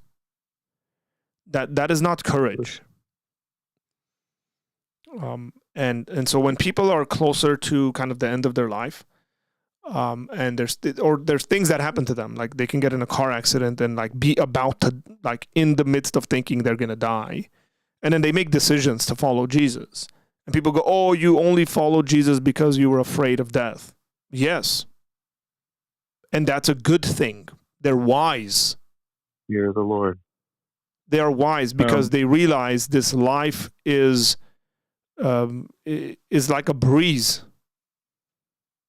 At any second, you could be done for, and so you wanna be in the right with your God, right? I don't think there's anything wrong with that, and if that's the sort of stuff that your dad's going through and has reflected on and kind of going, man, like that's really, really cool. That's very encouraging to me. I'll tell you that. It was so amazing, Arthur. You know how Persians are. Mm-hmm. Super, super, super proud. Yeah, and the thing is that there's also like sort of like loops there, like culturally, religion-wise, that somebody's got to process through in order to even make those comments. Jesus God, and, like how he has that Muslim background, even though he's agnostic now. Correct. But then, he said, look, if God says that this Jesus is him, I believe it. And I was like, what are you saying? Like, I was beyond me. I was like, so you believe Jesus is Lord? He said, yes. That's like, I'm going to, and, because he can't read, I have to read for him. Yeah. But he said that YouTubed, which he was hearing, because I went through his YouTube history. I got rid of all the stuff that was junk, and I just put a bunch of apologists and Frank Turek and you, and then but you weren't posting anything lately. But Mike Winger, or whoever I could think it was good for him to hear. And I just started throwing David Wood, and I just started throwing that in. And he just started, he didn't know, but I subscribed to all those and got rid of everything else. And then it would help. It's those little things where he was able to really come to fully understanding it and hearing it from someone else than just his son, which he tends to just blatantly ignore me. But then when you're not alone. You're not alone in that, bro. You're not alone in that. Yeah. Right? I say stuff to my dad and he ignores me because of his son. Yeah. Yeah. But then when he hears it from them, he's like, oh, okay. Yeah. Yeah, they must know what they're talking about. They must know what they're talking about. Yeah, it's not my son. But that's a cultural thing that was us, I think. But it was just, I was like, I don't care how you come to Christ, just please. I was so desperate. I mean, you remember my battles with Calvinism and predestination. I thought my dad at one point, especially because I was a Calvinist at one point, I legitimately thought my dad was predestined to hell. And so I was like, there's no way. There's nothing I can do. He's predestined to hell. And man, these last couple weeks, last month, to be honest, has been a reconfirming process of really knowing that Jesus is actively working throughout my life. The steps I've taken, everything I've gone through, I just made the decision. I want to serve in the church. I want to serve full time. I don't want to work in anything else. Then my mom coming to Christ. Then my dad coming to Christ. My children growing in their faith. In general, everything is just kind of lining up. All of my prayers that I thought were never going to be answered. Out in November, we were in a banquet thing in our church, right? And we were told to write on a rock what we're thankful for that's happened to us this year. And I wrote my mom and my dad's name on there. And I wrote it on that rock. And I wrote it on that rock saying, I'm just thankful I've been able to have conversations with them. Not knowing that a month later that they would be both saved, basically. I'm just blown away by God's that's phenomenal, dude. Everything he's doing in my life.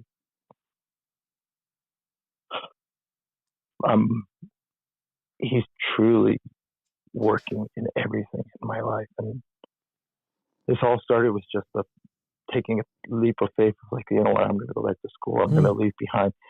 If you didn't know, I have the chance to make tons of money doing what my dad does, basically. And I'm basically leaving that behind.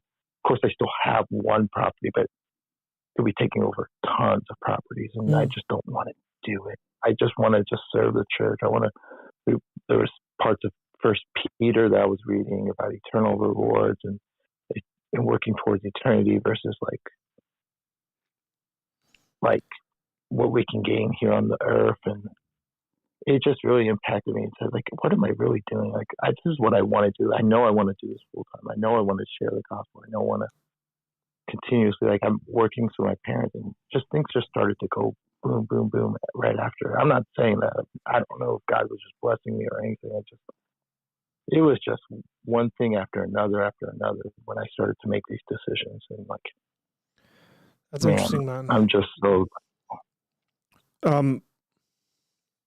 Yeah, I mean, it seems like you're in a certain place in your life where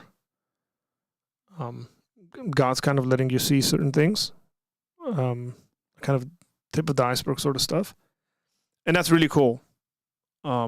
And again, like I said, it's very encouraging. Do you know? So I didn't. You said you're going back to school, so I didn't kind of assume that you're going to go to school for ministry. Like, have you like picked a school? Do you know what's going on? Like, are you going to enter? I applied today to Ozark Christian College, which is like in Joplin, Missouri, but it's going to be online courses. Is this for a bachelor's degree? So I right now it is, but I just met with someone who was in our church who's been helping me apply and everything, because I said, I don't know if I want to. I have a bachelor's degree already in sports management, which is worthless to me, but apparently it helps me if I want to go to a master's right now.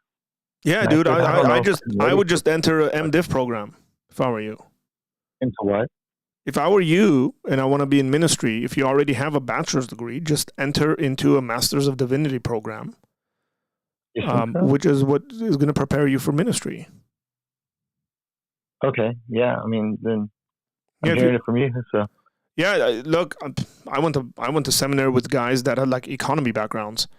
They didn't have Bible backgrounds in regards to their education. That's completely fine. If you got a bachelor's, an MDiv is already going to take you. Like, it's a lot of units, man. I mean, it's not a normal master's degree, right? It's not like a 30 something unit master's degree. It's a lot. I mean, depending on the way it's done, if it's on a quarter system or semester system or something like that, it could range anywhere from like 70 something units to like 90 some odd units, if not more. So it's quite a bit of work. So to go get another bachelor's degree and then on top of that, you're still going to have to go get an MDiv. You already got a bachelor's, just enter into an MDiv program. There's quite a bit of MDiv programs that are fully online that the really good schools you can apply to.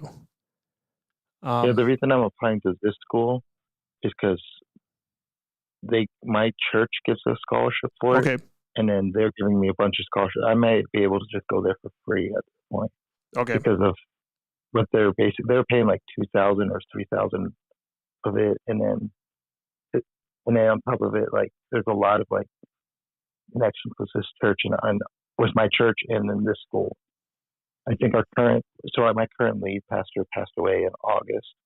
So our pastor, that's the current temporary lead pastor, is like head of that school. Okay. And like we've had a lot of people graduate from that school and then end up going in different ministries within our church even. Like I literally talked to like multiple people like, oh yeah, I'm taking classes there right now. I'm like, okay. So yeah, I mean, look, you're always gonna make your decisions, obviously, and for various reasons. We make the decisions. But what I would say, if I could be of any help, kind of guiding you. I had a conversation with a young man at church yesterday who was thinking about going to ministry, and I was like, dude, some of us have done it, some of us have made mistakes in doing it, and so if we could be of any help, let us know, and yes, definitely, and we'll do that. I'll talk to you privately. I want to talk to you privately. Yeah. Let's jump on a private conversation. We'll message back and forth, and then we'll jump on a private conversation and go. See I'm really excited about it. Cool, man. I'm really, really happy. This is good. I like it. Well done, Jason. Keep it up, dude. There's some comments coming in. Cody says, hello, how are you? Doing good, Cody. Thank you. Congratulations on the new baby. Thank you very much, man. We are enjoying our family growing.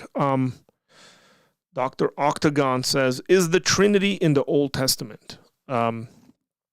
Yeah. Here's the way I would put it for you. God and His Spirit are distinct in Genesis, in the creation account. And then you get in the Psalms, the Lord speaking to the Lord. The Ancient of Days giving rulership in Daniel to the one that is like the Son of Man. Every single one of those things are divine. Every single one of those things are roles for God Himself. And I think if you put them together and think through them, then you're going to get the Trinity in the Old Testament. SDM says, would you Let's put this up. Would one have to know the Bible in and out to pursue a Master's of Divinity? No, one does. I have no idea whether one has to know whether anybody knows the Bible in and out, whatever that means. No, I mean, you are pursuing an education in a subject, and it's going to be, if you have no background in it, you have no knowledge about it, it's going to be very much the feeling of drinking out of a fire hydrant. And you're going to have to do quite a bit of catch up if you're pretty well informed in regards to theology. Then it's going to be easier, but it's not going to be that easy. Most people that I know, the thing that they struggle with when they do a Master's of Divinity, I never did a Master's of Divinity, by the way. I've done a Master's in philosophy. A lot of people struggle with the languages. Whether it's Hebrew or Greek, that seems to be the thing that people struggle with the most. But there's definitely people who obviously are going to struggle with, exegesis and theology and stuff like that. And that's fine. What they need to do, that's why they're there. They are there for preparation. So yeah.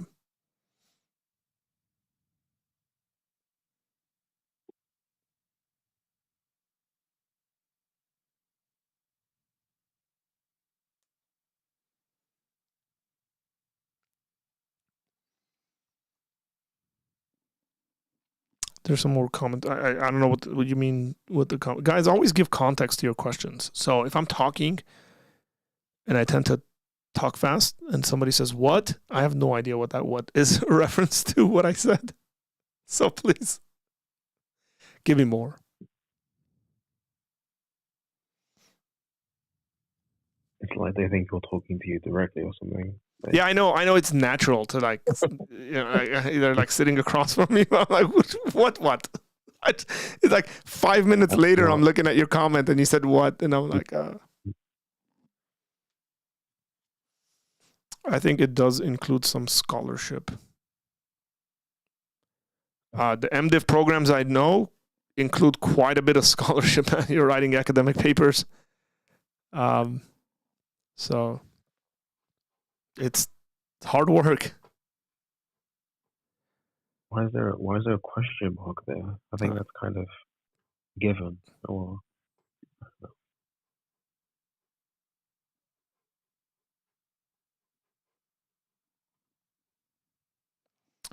oh, by the way, it says, what meaning you have a Master's of Philosophy? Yes, I do. I thought that was common knowledge, but it's great to know that it's not. In order for you to get a Master's of Divinity, you need a bachelor's degree. It's a master's program. You can't go and go into a master's program without a bachelor's. Yeah. And yeah, different countries do it differently. So I actually am quite fond of the way the Brits do their PhD programs. Americans want to make more money on it. So, I mean, if you go to a PhD program in England, it's pretty much like 3 years and it's all research based. I know a lot of guys that went and studied there, in the United Kingdom, I should say. And they did their PhDs in theology and it was all research, where the Americans take about 2 years of classes, which at a PhD level, I don't think you should be taking classes. Just do your research with your advisor, but it is what it is. Yeah, I was gonna say I didn't mean to come on earlier and complain for like 10 minutes straight. Oh no, dude! It's really. Here's what I like about the stuff that you say, Jerome, is that you're paying attention to kind of the Christian community on the internet, and you're looking at it as a person who's informed, who wants to be more informed. And you're looking at it critically as well. And then you're saying, here's how I feel about this stuff. Like, I'm interested in what Christians have to say, or at least I'm trying to be interested. But how do I distinguish between like the wackos and like people who are saying really good stuff, and then maybe some people who sometimes are saying good stuff, right? Like, what do we do in the sea of information? And those are good things that I think Christians should be listening to. And again, thinking through it. For me, this is a issue about love. I don't know how much I can kind of stress that and how much more I can say that. If I love people, which I'm called to as a Christian, then I want to listen to them. I want to pay attention to them. I want to take them seriously. If they're saying serious stuff, even if the stuff they're saying, they don't like, it's not good stuff, but they're at least they're saying it in a serious manner, I take them seriously. And then trying to have the best sort of answers and lifestyle that is accompanied with those answers that I can present to them. Because I think that's what it means to be winsome. I think that's what we're called to do as Christians. And so I appreciate that. It's not necessarily just complaining. It's like, dude, it's kind of like, it's the wild, wild west, right? Like the internet. It sort of feels like that. That's partly why I'm not very active on TikTok. Because I'd go nuts.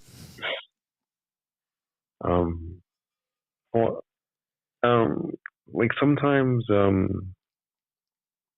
be honest, with the amount of complaining that I do, I think it might just be unwarranted, I guess, because now I can go on for ages about why I'm doing this, but recently I'm looking at like testimony stories about like how people end up converting, right? And you kind of touched on this earlier about like it not being a bad thing for people to be in like really dire situations and then convert as a result of it. But I'm fine with that. Like you can, I understand why that would happen, but when I hear these stories anyway, they feel like very unformative to me. And like here's why, I guess, right? A lot of the stories I'm aware of now are ones in which like one of about like 4 things happen, right? And it happens in every single one of these stories. I don't know why it happens, but maybe we can explain that at some point. But it's either like somebody has like a really like abusive childhood, right? Like obviously I'm not, like when I make this list, it's not exhaustive. But let me make that really clear. I'm not trying to say it's exhaustive. Like the list is like airtight or something. It's just not like a load of themes that I see, right? I'm trying to make a point with it. But somebody has like a really abusive childhood. They have like very early access to like drugs and alcohol. They get into some sort of like physical accident, like a car crash or something like that, or they have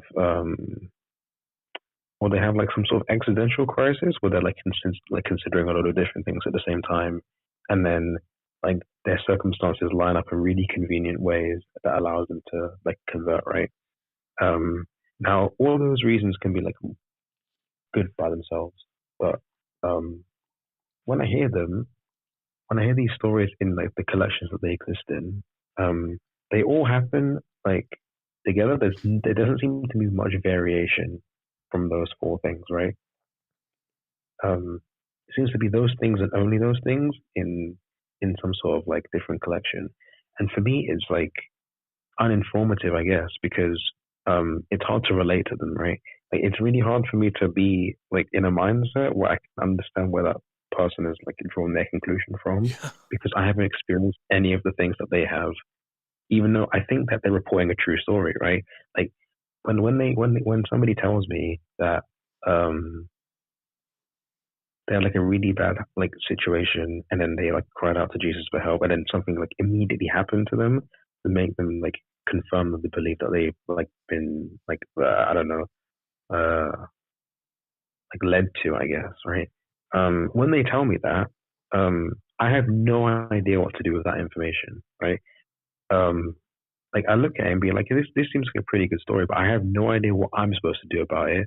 I don't know how I'm supposed to make informed decisions from it.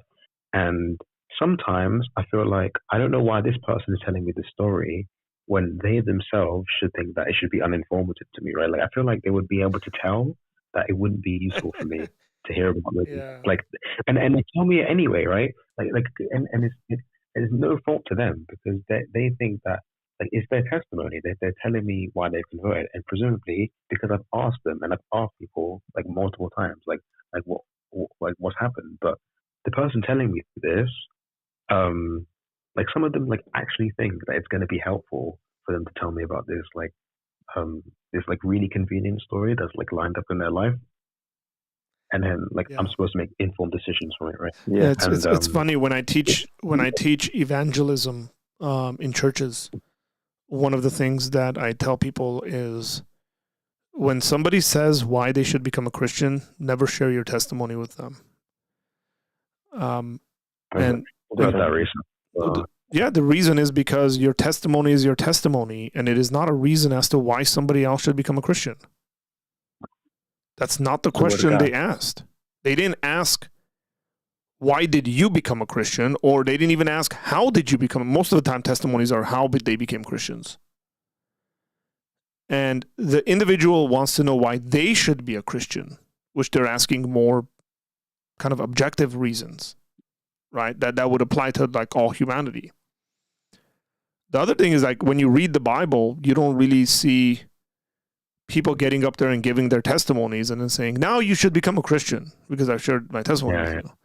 Like even in the Bible, unless they are asked to give their testimonies, like kind of what happened, and then they're like, here's what happened. But again, they always fall back on, well, look, Jesus is fulfilling these prophecies that were spoken to our people, or here's the reason, here's what God's done.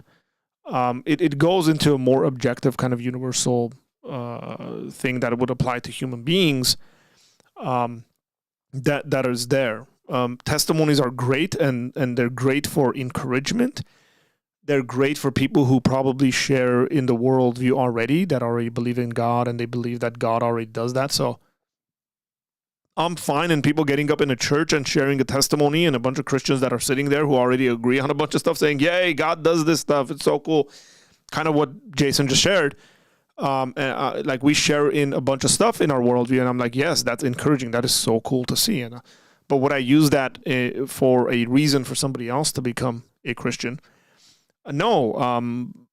Unless there's like some crazy kind of supernatural sort of activity happening in that midst that's very difficult to explain, then I would say, hey, I'll probably use it as more like one evidence or something like that. But most of the time, when Christians hear people saying, why are you a Christian? They default into saying how they became Christians. And it's extremely unhelpful. We should just stop. I'm just like, it's like the first lesson. It's in the first lesson I have when I teach people how to evangelize in churches. And especially when I teach people how to do apologetics. When somebody wants to know why they should be a Christian, it has nothing to do with your testimony. Because what does the guy say who became a Christian because his dad told him to become a Christian? Right? So if somebody comes, if somebody's like, hey, here's my testimony. You know, when I was 8, my dad told me I should become a Christian and I believed in Jesus because I love my dad and I trust him. And that's how I became a Christian. It's like, how's that going to help anyone? It's not. Well, that doesn't mean that's an invalid testimony. I mean, that's work God's done in your life. It's very valid. But that's not the question the person is asking. To be fair to those like people who do that, right? Like I think that sometimes it's just weird. Like sometimes it's just unprompted. Like sometimes, like recently I've been I've been in a space where somebody asked me what I think about Christianity now, right? And I answer the question, and then some other guy comes like out of nowhere, and then he's like, you should be, you should consider about like my story here, and like there's too many coincidences for it to not be true. And then he like gives his testimony, and I'm sitting there being like, well, this is like a cool story, and I think he's the guy like got into an accident and he was like unharmed, right? Mm-hmm. Even though he thinks he shouldn't have been, and he like received like instant help from this one person who just happened to be in the area who was a Christian, and then like some other things happened, and then like he was converted or something. And like that story is not only like uninformative, but it was also like unprompted. Like nobody asked for it. I don't want to be rude to these people and say this, but this is why I think that like a lot like Christians as a community are like incredibly like I don't want to be like rude about this, but I feel like as a community, like I feel like they're so careless about like what they say to people. They just they say it without like thinking about what the other person has to say, like would have to say in response. Like they have no predictive ability to think about what the other person is going to say and then like act preemptively accordingly, right? Like if I say X, Y happens after, right? They just don't do that, and it's really strange to me how like people go about their lives doing this sort of stuff. Dude, amen. Like, I'm gonna quote you on that when I give another lecture at some church.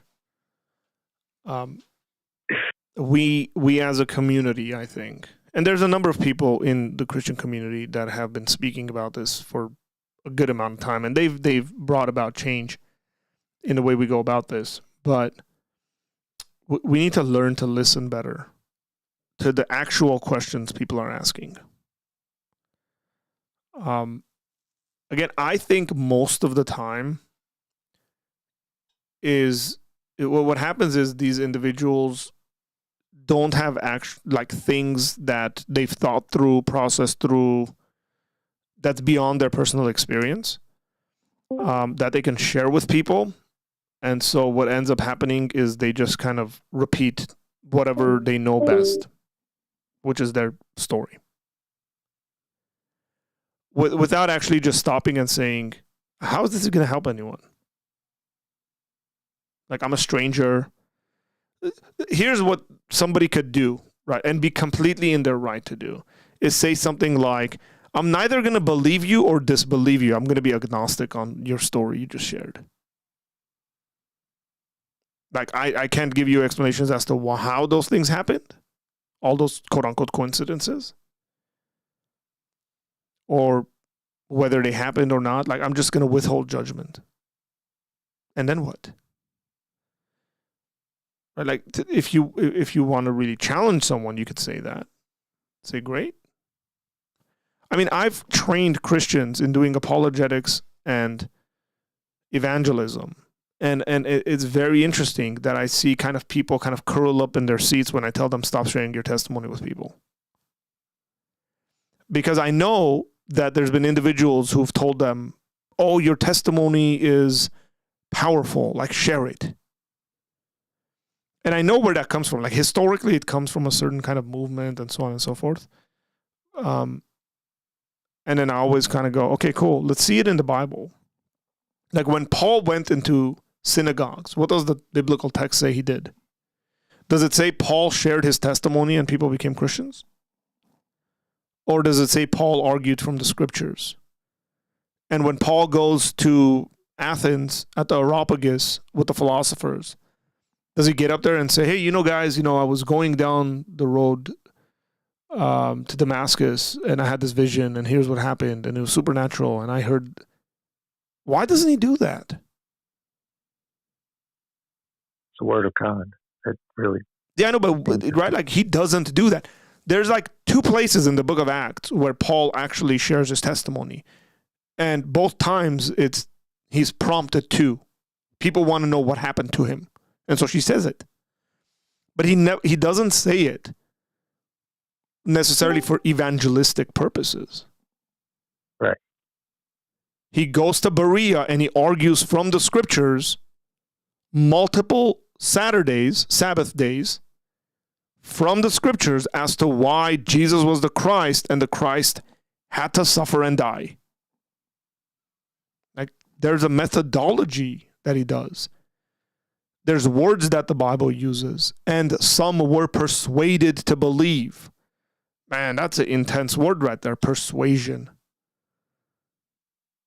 That means you gave reasons. That means you gave arguments. That means you convinced. And some were not persuaded. which is always going to be the case. Again, I think probably because of the Second Great Awakening and the power and the kind of, not the power, the emphasis we put on personal experiences of like personal salvation, we've resulted in the church being what it is today, which is there's a high focus on personal testimony. So there's a historical reason I can give as to why I think people focus so much on testimony. I think people like testimonies because it hits the emotional, like. But Jason, again, like I love it when people get up and share testimonies like the one you shared in church. If I was sitting at church and somebody says, "Man, I want to share a testimony," like I don't need to be convinced, right? Like when somebody gets up and shares their testimony, they're not convincing me that God did work in their life. They're saying, "Hey, here's what happened. I prayed and God answered this," and then, right? Unless they say something like really out there and weird, and then like immediately I become skeptical of it. Generally speaking, I'm like, cool, yeah, God does these things. God exists. I believe in all the stuff this guy's talking about or this girl's talking about. Though they have their place. And the thing is that it could be the case. Let me finish this thought. It could be the case that there's somebody sitting in that church where that testimony is very powerful to that individual. Kind of maybe they're going through very similar experiences. And they're like, oh man, like, wow, like if God could do that in this person's life, God can do that in my life. And then like they come to faith. But that's like a descriptive story. That's not saying that's the way God does it all the time or whatever like that. Right? Like going from the subjective to the objective. Maybe like this past year, at some point, I was in a conversation with a friend who had like one of those crazy pasts that Jerome was talking about. And I knew this guy when he was going through those things. Like he was a complete knucklehead. And he was telling me about this one story where he was like stole stuff and was running away from the cops and went into a house. Like he snuck into some house. They broke into his house, in this house, like high out of their minds and stuff like that. And like he's sharing this story with me, and it's intense. Like it's literally like a movie. And this happened to this friend's life. Like it happened to them. The entire time he's sharing this with me, and I'm listening, right? Like I'm paying attention. I'm like, wow, like that's insane, bro. Like I've never had helicopters chase me around. Never been in a high-speed pursuit. But I can't relate to it in the sense that, yeah, I haven't gone through any of that stuff. I don't know what it's like to be high out of your mind and just doing really wacko stuff. I don't need to. I don't want to know what that's like. So I can appreciate someone else's story is what I'm trying to say. But I'm not going to immediately connect with that. But if somebody else was sitting next to me who had either gone through that or is going through something like that, like obviously that's going to connect with them on a subjective basis a lot better and more. And that's great. I mean, again, stories are great for what they are, stories. What we need to be careful at doing is elevating them beyond what they actually are, which is a story, which is your personal experience. It's very subjective. Yeah, I'm on the lines of what Jerome was saying because like, I actually agree with him completely. And like, when it comes to all these testimonies, we've had these discussions with my pastor. He's like, testimonies can get the emotions going and people can just be drawn to them because of like their stories, like you're saying. And so, but it doesn't do anything like the Word of God does. And that's what really actually convicts and brings people to Christ is the Word of God.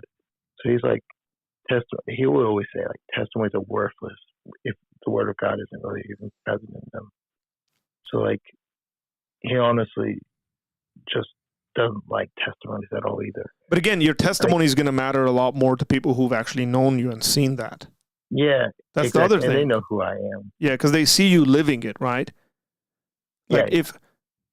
if somebody knew, let's say, the sort of person you were before you knew Christ, and then they've seen that, but that takes years. Like it's not a person you just met on the street and you're like, let me share my testimony with you. Yeah. They're not going to care very much. Like they could be courteous to you. They can listen to you, but it's not going to have the same power as the person who's actually observed your life. When somebody actually observes your life and sees the individual you've become, right? It's like, yeah, man, this guy was like worthless, and now look at him. And it's very clearly what Christ has done to him. There's a very interesting story. There's a very interesting story of Benjamin Franklin. I've probably shared this before, but Ben Franklin, I guess, got up and told the people he was with that he needed to go and listen to George Whitefield preach. And one of the people there said to Benjamin Franklin that you're not a Christian. You don't believe the stuff that George Whitefield is preaching. And Ben Franklin said, that's correct, I don't, but he does. And that sort of an appreciation could happen, right? Like somebody could be an atheist and say, dude, I really appreciate the fact that the teachings of Jesus, whether they believe Jesus ever existed or not, that the teachings of Jesus have impacted your life in such a manner where it's brought about the sort of change in your life that it has. People can legitimately appreciate that without having to agree to the truth of your claims or of my claims. Doesn't Doug from Pine Creek I think Doug from Pine Creek kind of... Yeah, I've heard Doug say similar things to that. I've heard him say it multiple times. Yeah, like people have said that to me. They're like, Art, man, we knew you before you were a Christian, and we know you now, and wow, man, like this is really cool. But we're not really convinced of Christianity being true. And that's fine. Right? Like when I say that's fine, I mean to say that not that that's like the end of the story. But that's as much as my story will do to their lives.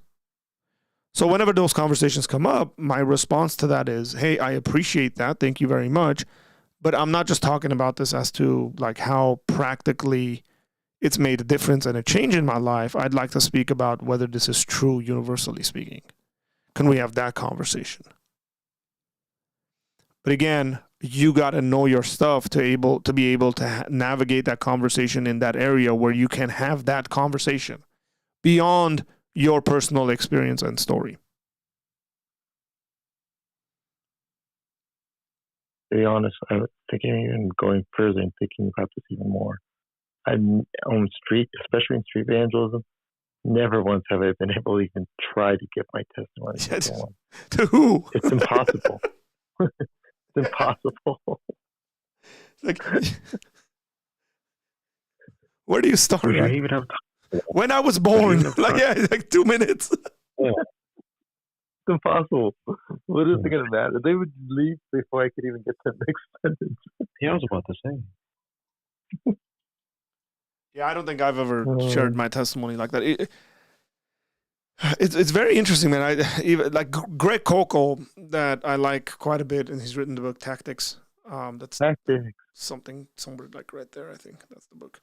Recently wrote another book. Yes, it's Greg Koukl Tactics. Yeah. Yeah. So Greg Koukl recently, in a short interview kind of piece I saw from him, said something like, "I haven't prayed with anyone in like 30 years to like accept Christ." And then his response to that was like, people would freak out at that. And the guy like regularly evangelizes and teaches evangelism. Right? It's like, I just don't see myself doing that very much. And again, this goes to the way we do evangelism, whether you're on the street or whatever like that. It's if we view ourselves as kind of a part of people's narratives, people's stories, and what God is doing, and view ourselves properly in that, it's going to make the whole process a lot better and easier.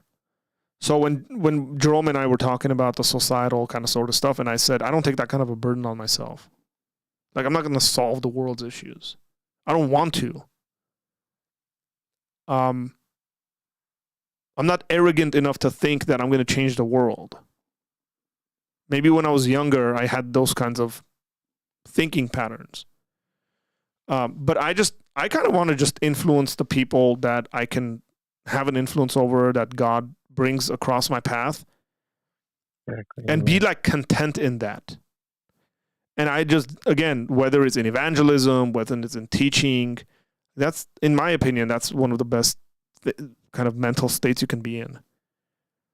Like if I go into a place to teach and 10 people show up, I teach those 10 people the same exact way I would teach if there was 200 people sitting there. Things don't change. Like my content doesn't change. I study for it the same way. I communicate it the same way. Right? And it's the same when it comes to evangelism. Like if I get to have 5-10 minutes with someone and my conversations answer like 15% of the questions they have, I'm like totally cool with that. Like, cool, man, like God bless you. Because I believe in God's sovereignty, because I believe in God's providence. Like it comes out of my theology. It really does. Like I believe God is actually in control of world affairs, including our lives and all that. And so I'm like, cool, I might never see this person ever again. And I'm fine with that because I don't think I'm their savior. I think God is their savior. Yeah, exactly. Right? And God will do what God will do. Like it's like nothing's going to happen without God's allowance or his knowledge of it. And I think when those things started getting established in my mind, that the kind of combination of like the theological stuff versus, I would say like the personality or like the emotions of not wanting to be in front of every single thing, that actually brings a great deal of peace into your life. It has in my life, right? Like, I don't, to not get the attention, to not get the credit, right? We all need to realize that it's we like being applauded. We like saying, well done, you're the best, you're so awesome. Like people feel good. It's a good thing. It's a good feeling to be like appreciated and all that. It becomes a problem when we do the things we do to get that. That's a big problem. And I think, and I think people get married to certain people because of stuff like that. People choose careers because of that. People make serious life decisions that that takes a large chunk of their life to that, so that they can prove to someone, right? Like their dad told them, you can't do it. So they spent the next 35 years to show their dad they can do it. And it's like, and then what? What was the end result of that? You told your dad, see? Like, that's very empty, man. To me, that's empty. This is exactly the reason why I didn't pursue a PhD. I sat there and I thought about it and I said, why would I pursue a PhD right now? And the only answer I could come up with was that my mom and dad would be really happy if I did so. And I said, that's not a good enough reason. And I have not pursued it because I haven't had a good reason to pursue it. Once I have a good reason, I'll pursue it. And that might never be the case, right? Like I might never have a good reason to take years away from my wife and my kids and sacrifice that sort of time I could spend with them on that. And so like, but that, again, that's Arthur's story. That's neither here nor there for anyone. Again, that's an example of folks will go into ministry because they want to prove that they can do something. It's like, that's the worst reason, bro. Like, that's the worst reason to go into ministry. Their heart's in the place. What was that? Their heart's in the wrong place. Correct. Like, that's... Yeah, and one of the things I hear like motivational speakers like online is actually encouraging people in that. Like, prove your haters wrong. It's like, okay, you're going to spend thousands of hours allowing people to live inside your head So you can Netflix. show the haters you can do it. Hunted rent-free. Yeah. I'll talk about that, huh? It's like, have positive reasons for why you do what you do, man. Right? Like, find a positive reason. When I say positive reason, I mean like a good reason for whatever it is that you want to do in life. You want to go study? Go study. Like, even if that's like, I want to study to better myself, that's a way better reason than I want to study to show my mom that I'm smart. Bad reason, right? I mean, the worst thing is that you do all that stuff and then you tell them, I told you so, I can do it. And then their response is, I don't care. The reason I did it is because I went to a pastor and said, I want to sit full time in the church. He said, hey, go back to school. That's literally what he said. I said, okay. Yeah, I mean, look, he gets it, right? Like, he's like, hey, you need more education in this stuff. Like, this is great.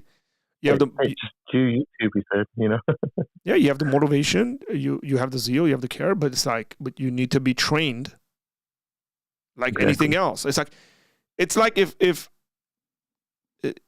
a young person comes up to me and says, I want to be a doctor, and I'm like, cool, here, go into a surgery. Like, you can tell them, hey, that's great, man. I'm like really happy you want to do that. But you probably need to go to school for that. Right? Anything is going to require practice and expertise. Right?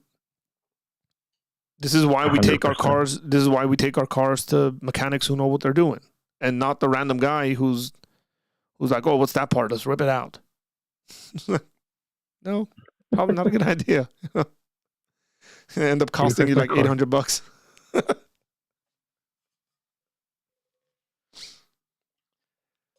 Okay, let's see. Man, this has been good, guys. This has been good. We've been on for 2 hours and 40 minutes. Yeah. I'm realizing that I don't. There's a number of people here in the voice chat that I don't recognize, and I know, because David A told me that there was a conversation that was had on a certain YouTube channel, and they were encouraged to come and join this community, which is welcome, everybody. You might be from there, but again, it's nice that you guys are in here, and hopefully that this community will be a benefit to you.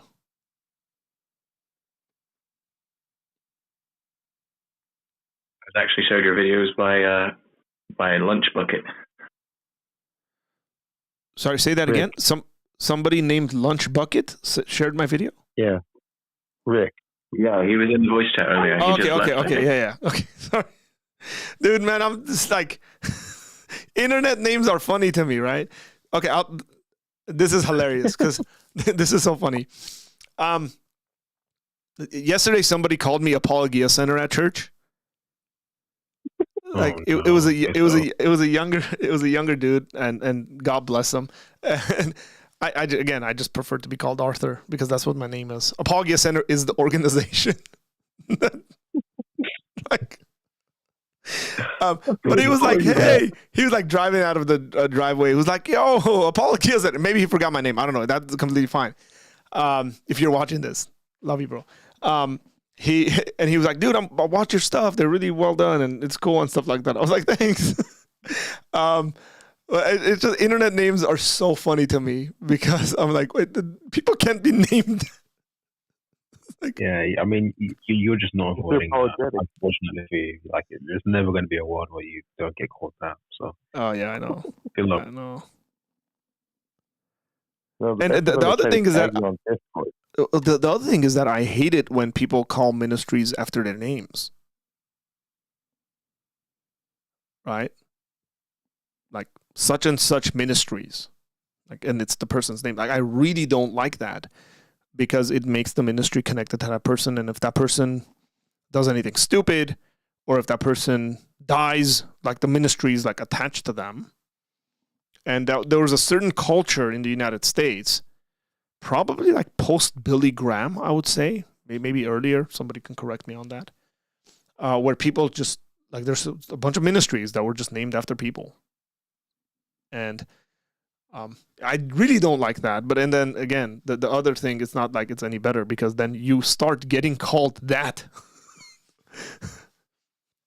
Whatever your online presence is. When people try to tag you on Discord, I just thought about 4 of them, like 4 kind of old ones that are called after the founder's name. Name them. what else? Nice. Oh yeah. Name them. Man, I forgot 2 of their names, but I know that they are. But like one of them is obviously like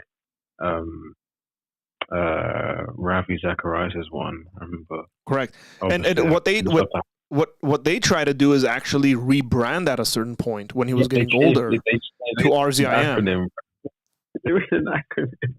Yeah. Yeah, I mean, But that was an intentional effort in realizing, hey, hang on, like this dude's gonna pass away. Yeah. And we can't be so attached to his name. Right. Definitely not anymore. Yeah, I mean, that's crazy, dude. I mean, that was a weird grieving process for me. So he had Ravi, quite a bit Ravi, of he had quite a bit of impact on me.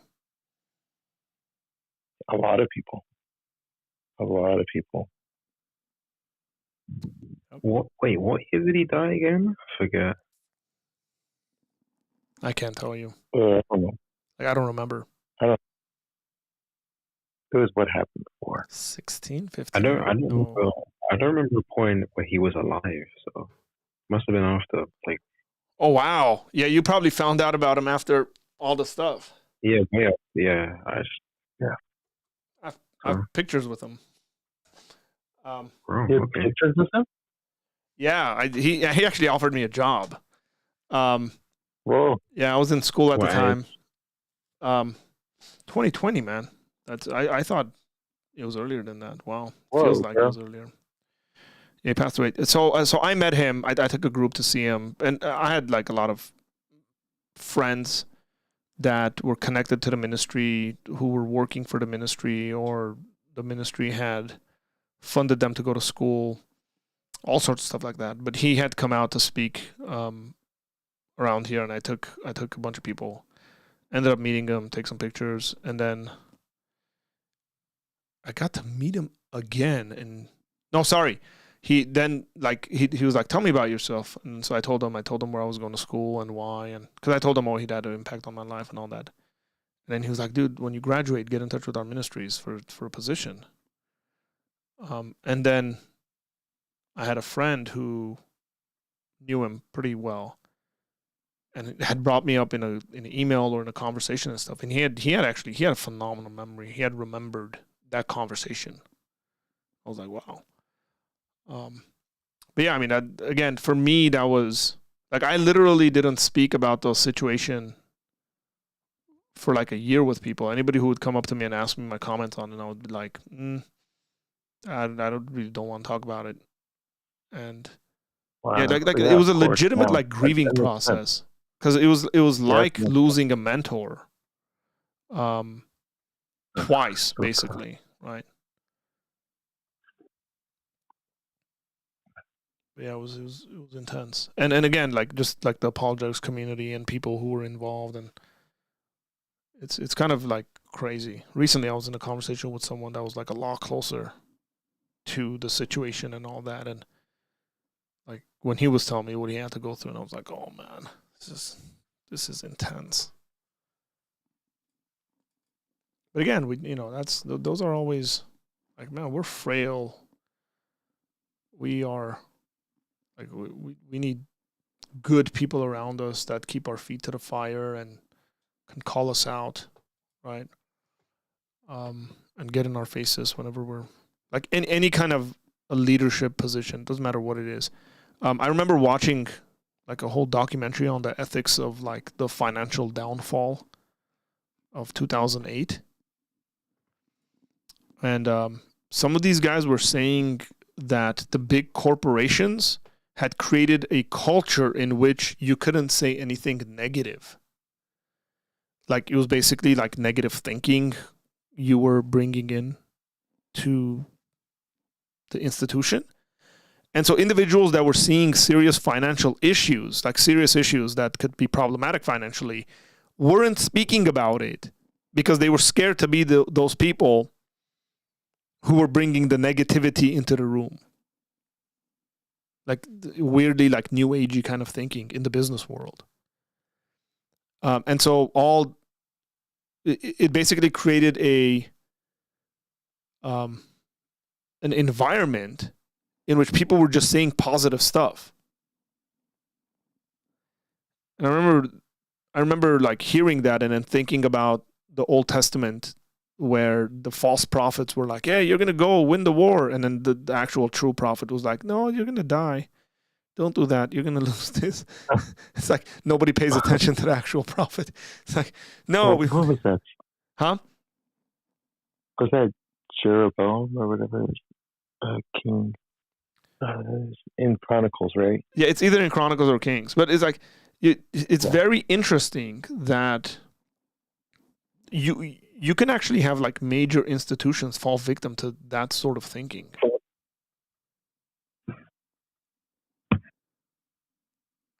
Like regularly I will reflect on the fact of like, what does it look like to be like in the inner cabinet of like world leaders?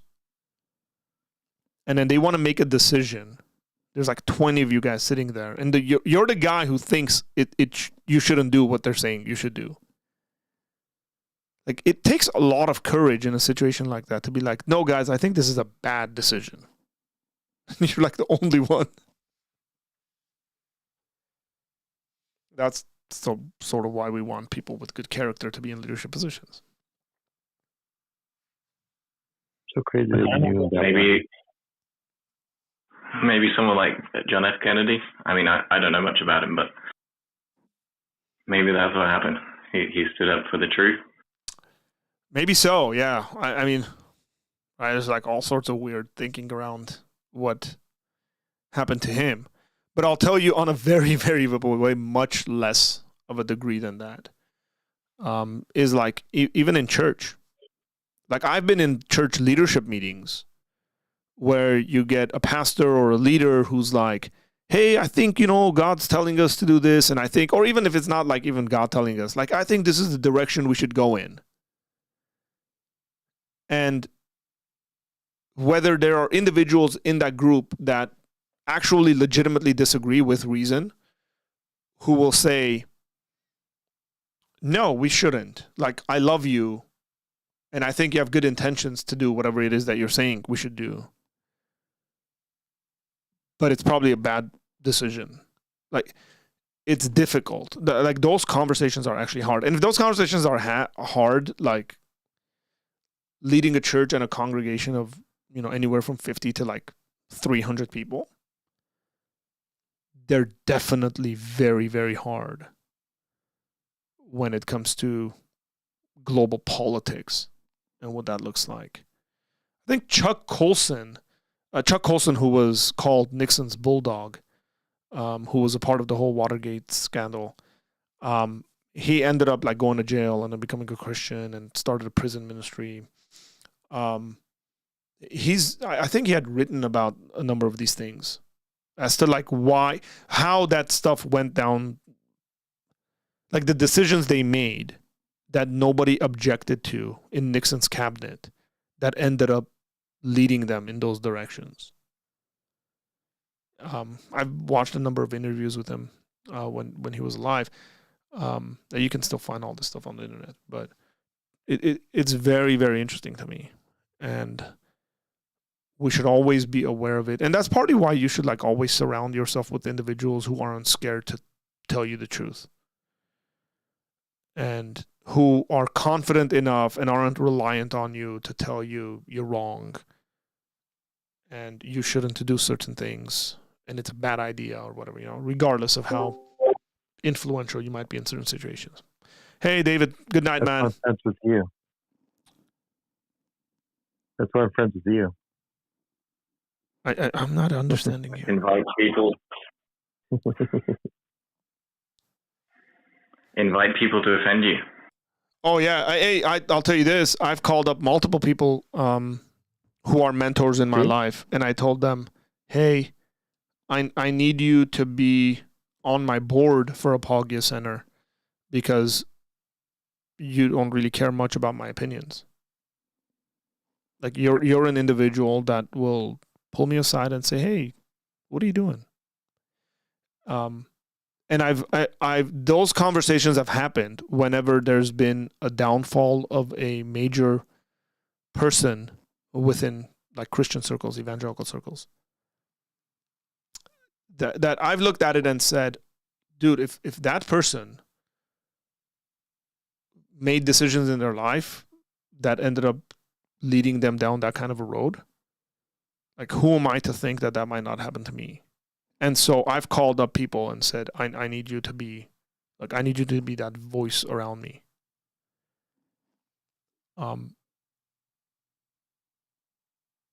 Because decisions we make will impact other people, and that's important.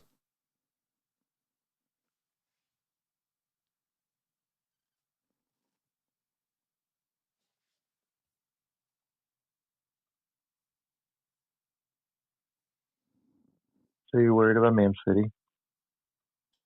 No. That was an insane pivot, by the way. Welcome to Apologia Center, ladies and gentlemen, where we talk about like intense ministry stuff, and then immediately the comment afterwards was, I was about to say something like, "You scared of Man City?" No, I'm not scared of Man City. I think that. Jerome, I know that's why you love.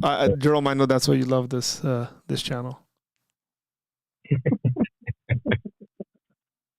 No, I was about to say that I find it like it's interesting how Ravi Zacharias being the first example of a ministry that's named after its founder, like the fact that was the first example I thought of, like led us all the way down here, and then Jason decided to pivot to. Yeah, we didn't even get because you were like, I thought about 5 of them or something, and then once you mentioned that, we went down the rabbit hole. Yeah.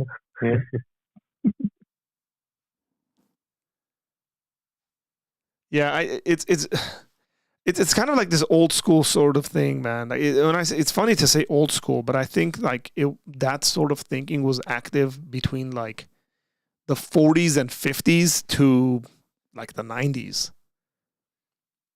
and then it like died out. David Azizian, what's up, Dave? How you doing, brother?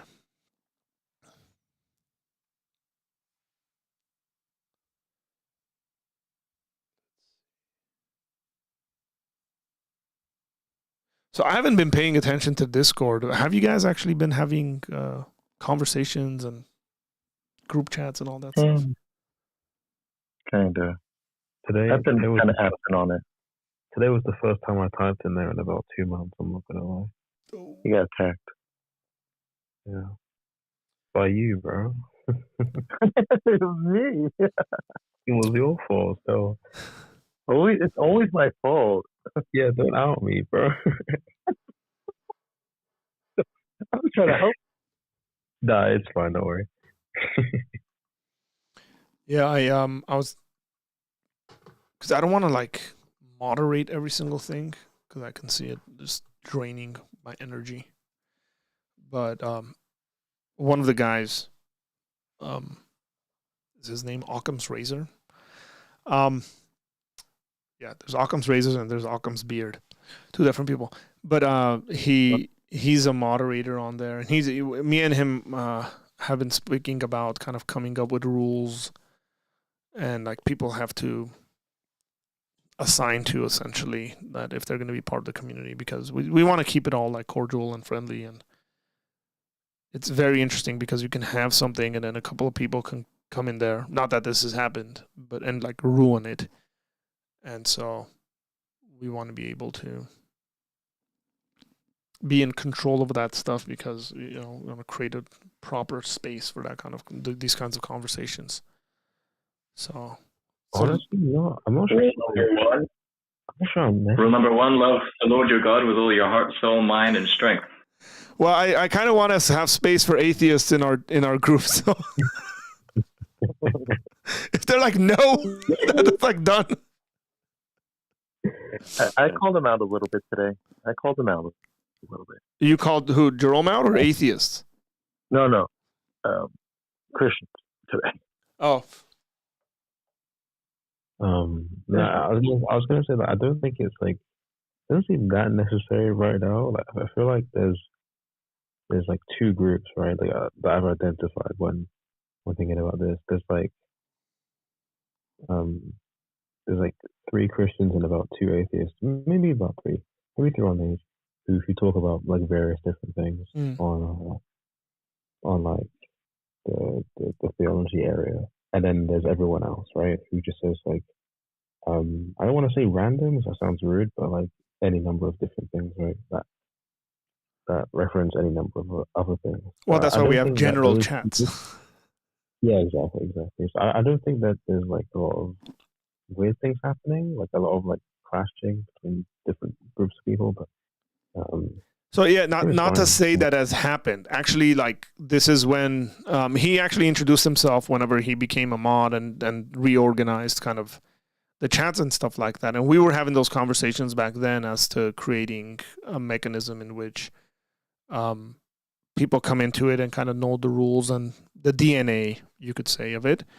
But we all know it's the internet, and anything like crazy could happen, right?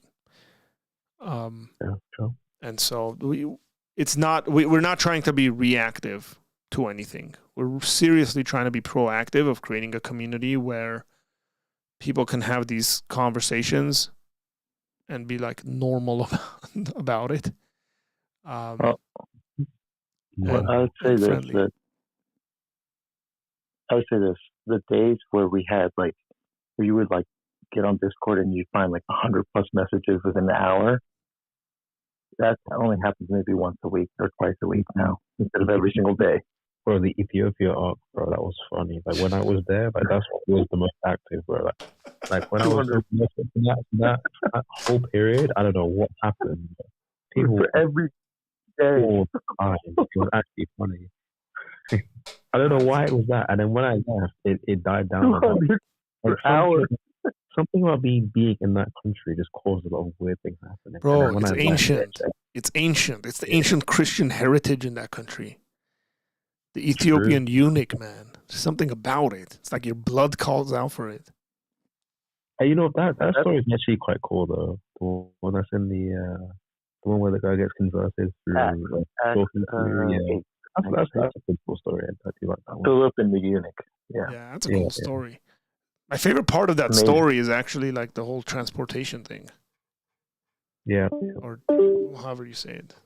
Like, and then Philip found himself. Okay.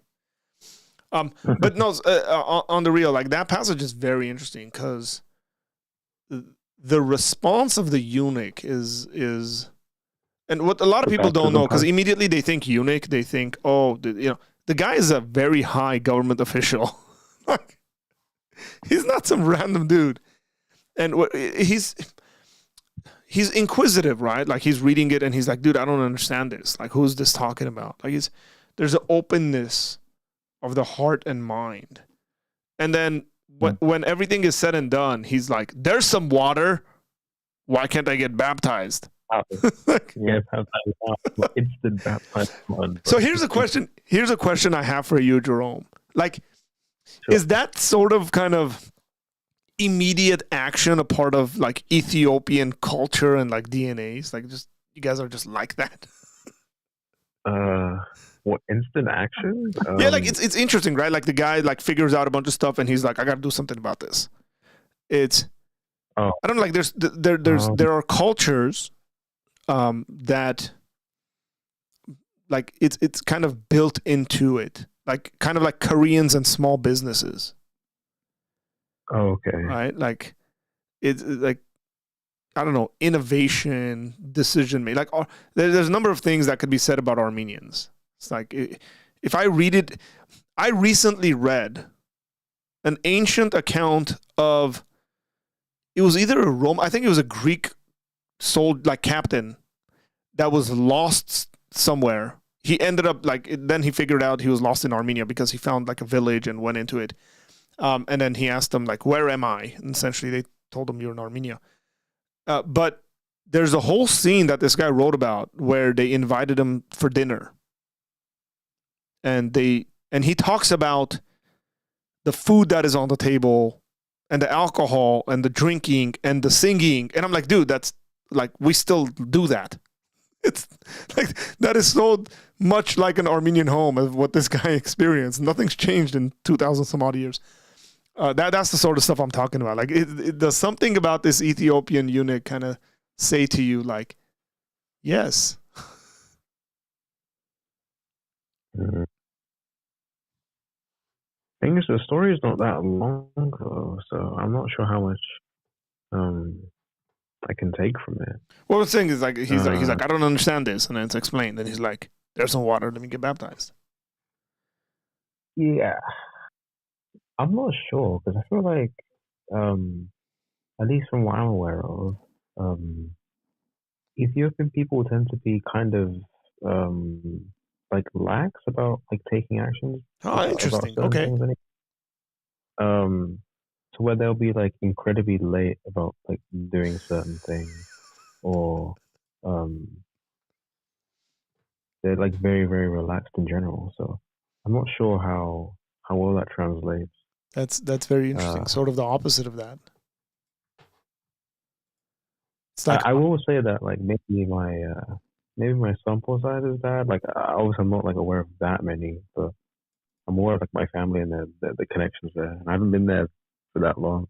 I've been loads of times, but most of the time it's like talking to the same people over and over and seeing family. So I'm not too sure. That's interesting. Yeah, it's again just immediately my kind of cultural senses start tingling. Yeah, I understand why you asked that. Yeah, makes sense. It's spidey senses. Yeah, my spidey senses, if you want to call it that. You scared about the Liverpool Arsenal game? Now you went back. You got that mirror. Come on. Man, it depends on honestly. Depends on two things, I guess. It depends on Salah returning to AFCON early or not, and it looks like he might be back earlier than everyone thought. So that might be a problem. But our attack has to function first before that. Yeah, we have to actually like be able to score goals, bro. So. Got a lot of interest. I'll tell you this. Out of every single team in the Premier League, I get the most anxious when Liverpool play Arsenal. Is it? Yeah. No, it's Aston Villa. No, I'm dead serious. Like it's and I know where it comes from. I'll tell you exactly where it comes from. It comes like it's like a weirdly traumatic experience. It comes from the 4-4 game where Arshavin scored 4 goals. I remember like I watched that game.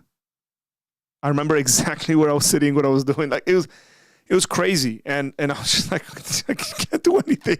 And every time we played Arsenal, I'm like, something's gonna happen. It's just gonna get. Are you for real, Arthur? Yeah, I'm dead serious. I hate playing Arsenal. It's my least game. I'll play City. City could be having a phenomenal season where they haven't lost a game, and Liverpool City, and I will feel like we're gonna win that game. Come on. Pre-game, I will feel like we'll win it. We'll come back somehow. Right? Arsenal, I feel like something's gonna happen. It's Arsenal. Yeah, that's a really funny. Yeah, I mean. Calm down, Arthur. No, I'm not saying this is the reality of it. I used to hate, not necessarily have the same sort of feelings, but Stoke away, maybe that was a feeling everybody had when they played Stoke away, when they had the team of giants. I understand that for sure. When they had the team of giants, it was like, dude, I hate this. And it was always like midweek. It was always like a weird Tuesday, Wednesday game. Yeah, no. Weird Tuesday, a Stoke away on a rainy day. Yeah, that's a true statement. That's a true statement. It's a trope. I know it is. It's the one that they always use about the Premier League being the best league in the world, and it's because you can't handle Stoke away on a rainy day. Because it's true, dude. I don't know if you know this, but Stoke, when they had all the team of giants, like Crouch was on there, and like I think their average height was like, I don't know, 6'3" or something. They actually had the longest grass in the Premier League. They would let their grass grow because like people weren't used to playing in that grass. And they also have a pretty narrow field. So it's just like they were able to use their height, their strength, kind of being like aggressive and annoying, and right, the weather definitely in the grass. I mean, that's pretty smart, but yeah, Arsenal. And the fact that we like played them and then we had a game in the FA Cup, which I was like, I thought we were gonna lose that game. The whole time I was like, guys, we're done. Like makes sense. Arsenal though. Saying that it's a subjective feeling. I mean, I can't like communicate it to you. Completely two different people too. Like Stoke is like Arsenal's like tiki taka. You're going back to Arshavin too, and that's crazy. That 4-4 game, that 4-4 game, bro. If you experience that 4-4 game the way I experienced that 4-4 game, I wouldn't, because I wasn't that much of an Arsenal Liverpool fan. So I wouldn't even know. Yeah. See, what impressed me about the team I hate it's Manchester United. I always couldn't stand them when I was an Aston Villa fan. Every time we thought we had them, Fergie would come out with that late comeback. He was a master at that. You knew how to don't get me started. When I think about specifically Man United versus Liverpool, I think you'd always farm them. I feel like, I don't know why, but like it's specifically that, you know, that 1-5-0. Yeah. Where Salah's hat-trick. I always think about that one. I think there's some FPL related stuff that happened with that, but like that always sticks in my head as a. Here's what's weird. Even when Liverpool were playing really bad, I'm talking like Roy Hodgson, John Joe Shelby days. John Joe Shelby. Okay. Yeah, that's right. Like, if we played United, it was an intense game. Like, I remember, actually, there was a game against United where John Joe Shelby went at Ferguson. Like, he got a red card and he started, like, yelling and cussing at Ferguson as he was walking off the field. Like, it was intense. And as bad as we were playing, I still thought, like, hey, we'll get one over United. I remember when, was it Jamie Carragher that put in a tackle on Nani? And Nani started crying. He had like a big gash. Yeah, I don't know. It was like one of the guys. It was either Carragher or Gerrard. But, like, it was very intense. And this is what frustrated me about the last Liverpool United game, that they did disservice. They did disservice to, like, the United, in my opinion, to United's, like, history and tradition. They showed up to not lose 7-0 again. It's Ten Hag. He was terrified. I think he was terrified, and he was over the moon with that tie. It's way better than He's they trying thought to they take would the get. job. Yeah, I think so. And so I was frustrated, kind of like as a Liverpool fan, but I was frustrated that, like, the opponent that you think would show up and give you kind of a nice go was too scared for the fight. He has eerie feelings. Ten Hag has eerie feelings to Solskjaer. Like, they always get a result that they need just to save their job for another couple more weeks. It's so. I think he personally should give McTominay a thing, like a part of his, like, paycheck as a bonus for saving his job. Oh, how many times did he save them? Yeah. He scored twice in about 5 minutes. I swear. He doesn't play him afterwards after that. You know, it's crazy. I think he plays him too much, if anything. He's not playing him anymore. I don't think recently, but there was a period in, like, November where he just played every single game. It was really strange. He scored those 2 goals. Yes, I'm saying, like I remember that. He just permanently stuck on the team after that. Just didn't leave for a while. He's been hit in the head by a tennis ball multiple times. Sorry, man. Who has you up, Mr. Badger? We forget this stuff. We forget that not everybody's into the sport. Yeah, there you go. That is the greatest sport That's on the face of the planet. Apologetics channel, by the way. It's not. I know. Apologists. Dude, I don't know if you only talk Do you about actually feel apologetics like anxiety your when entire you life. watch football? Huh? I was just saying, do you actually get anxiety when you watch football? Yes, he does. Dude, Yeah, he definitely does. if Man. you see this Get gray, them guys do you see hot. all this gray in my beard? Half of that is ministry. The other half is 87th minute Liverpool games. Yeah, Liverpool, especially this season. Literally, it's being a Liverpool fan is very difficult. I'm actually 21 years old. No, Arthur, you can't say that. No, Arthur, no. You know the word, Brother. Calm down. I've seen days. Arthur, no. You know the word fan? No, Arthur, I'm an Aston Villa fan. No, don't even No, start. listen. Here's what I mean. Like, Liverpool have a habit of leaving games and scoring like insane goals in like the 92nd, 91st, 89th minute. Your life is so hard as a Liverpool fan. Hey man, it's hard. you know kind of stress you go through. Do you know what that does to your emotions? That you can't just win a game normally like 2-0. I would rather no. Stop it. Don't even start with me. I would want to be in your shoes. Trust me. Jason, I got a story for you. So I got the new football game. I got FC24. My son has that game. And I did a player career, like under my son's. Like I developed my son's like career, like player. Like we created a player together that I play with him. So I started his career at Wrexham, and then I took him to Norwich. Check this out. I took him to Norwich, and then I took him to Benfica.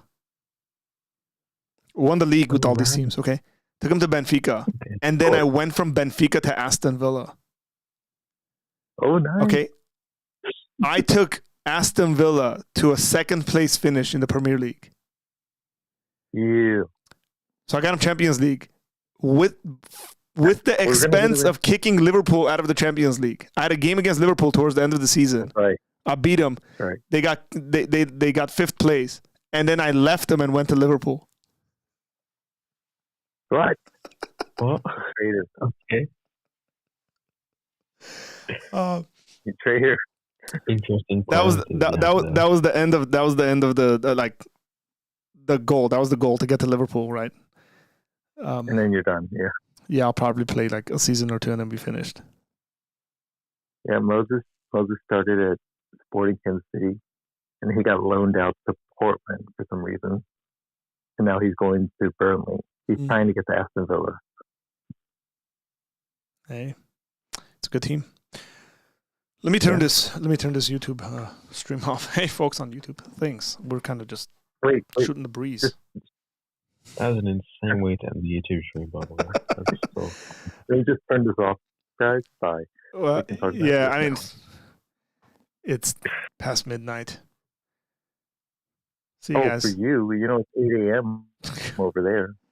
Well, it's 8 o'clock. Talk about your home, man. It was like 4, now it's like 7. Yeah, it's 8 o'clock. Hey, good morning. It's over, man. He's about to get a nice English breakfast going right now.